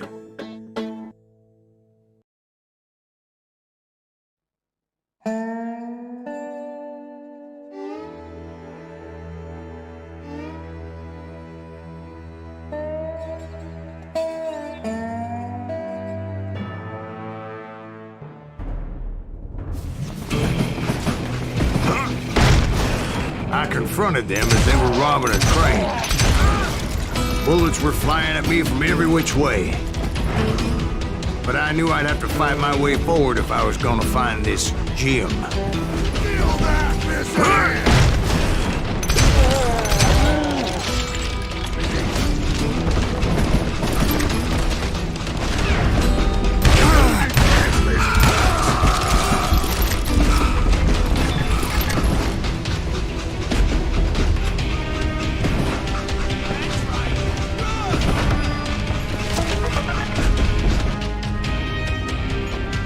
You don't want to mess with us!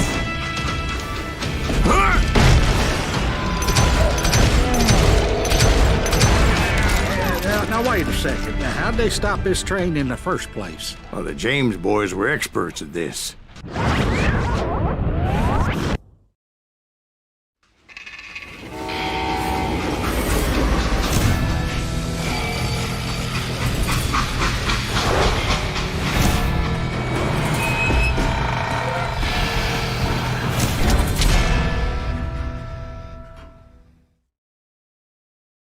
They hopped a freight train having heard there was a big payroll in the express safe. So, I hopped the same train.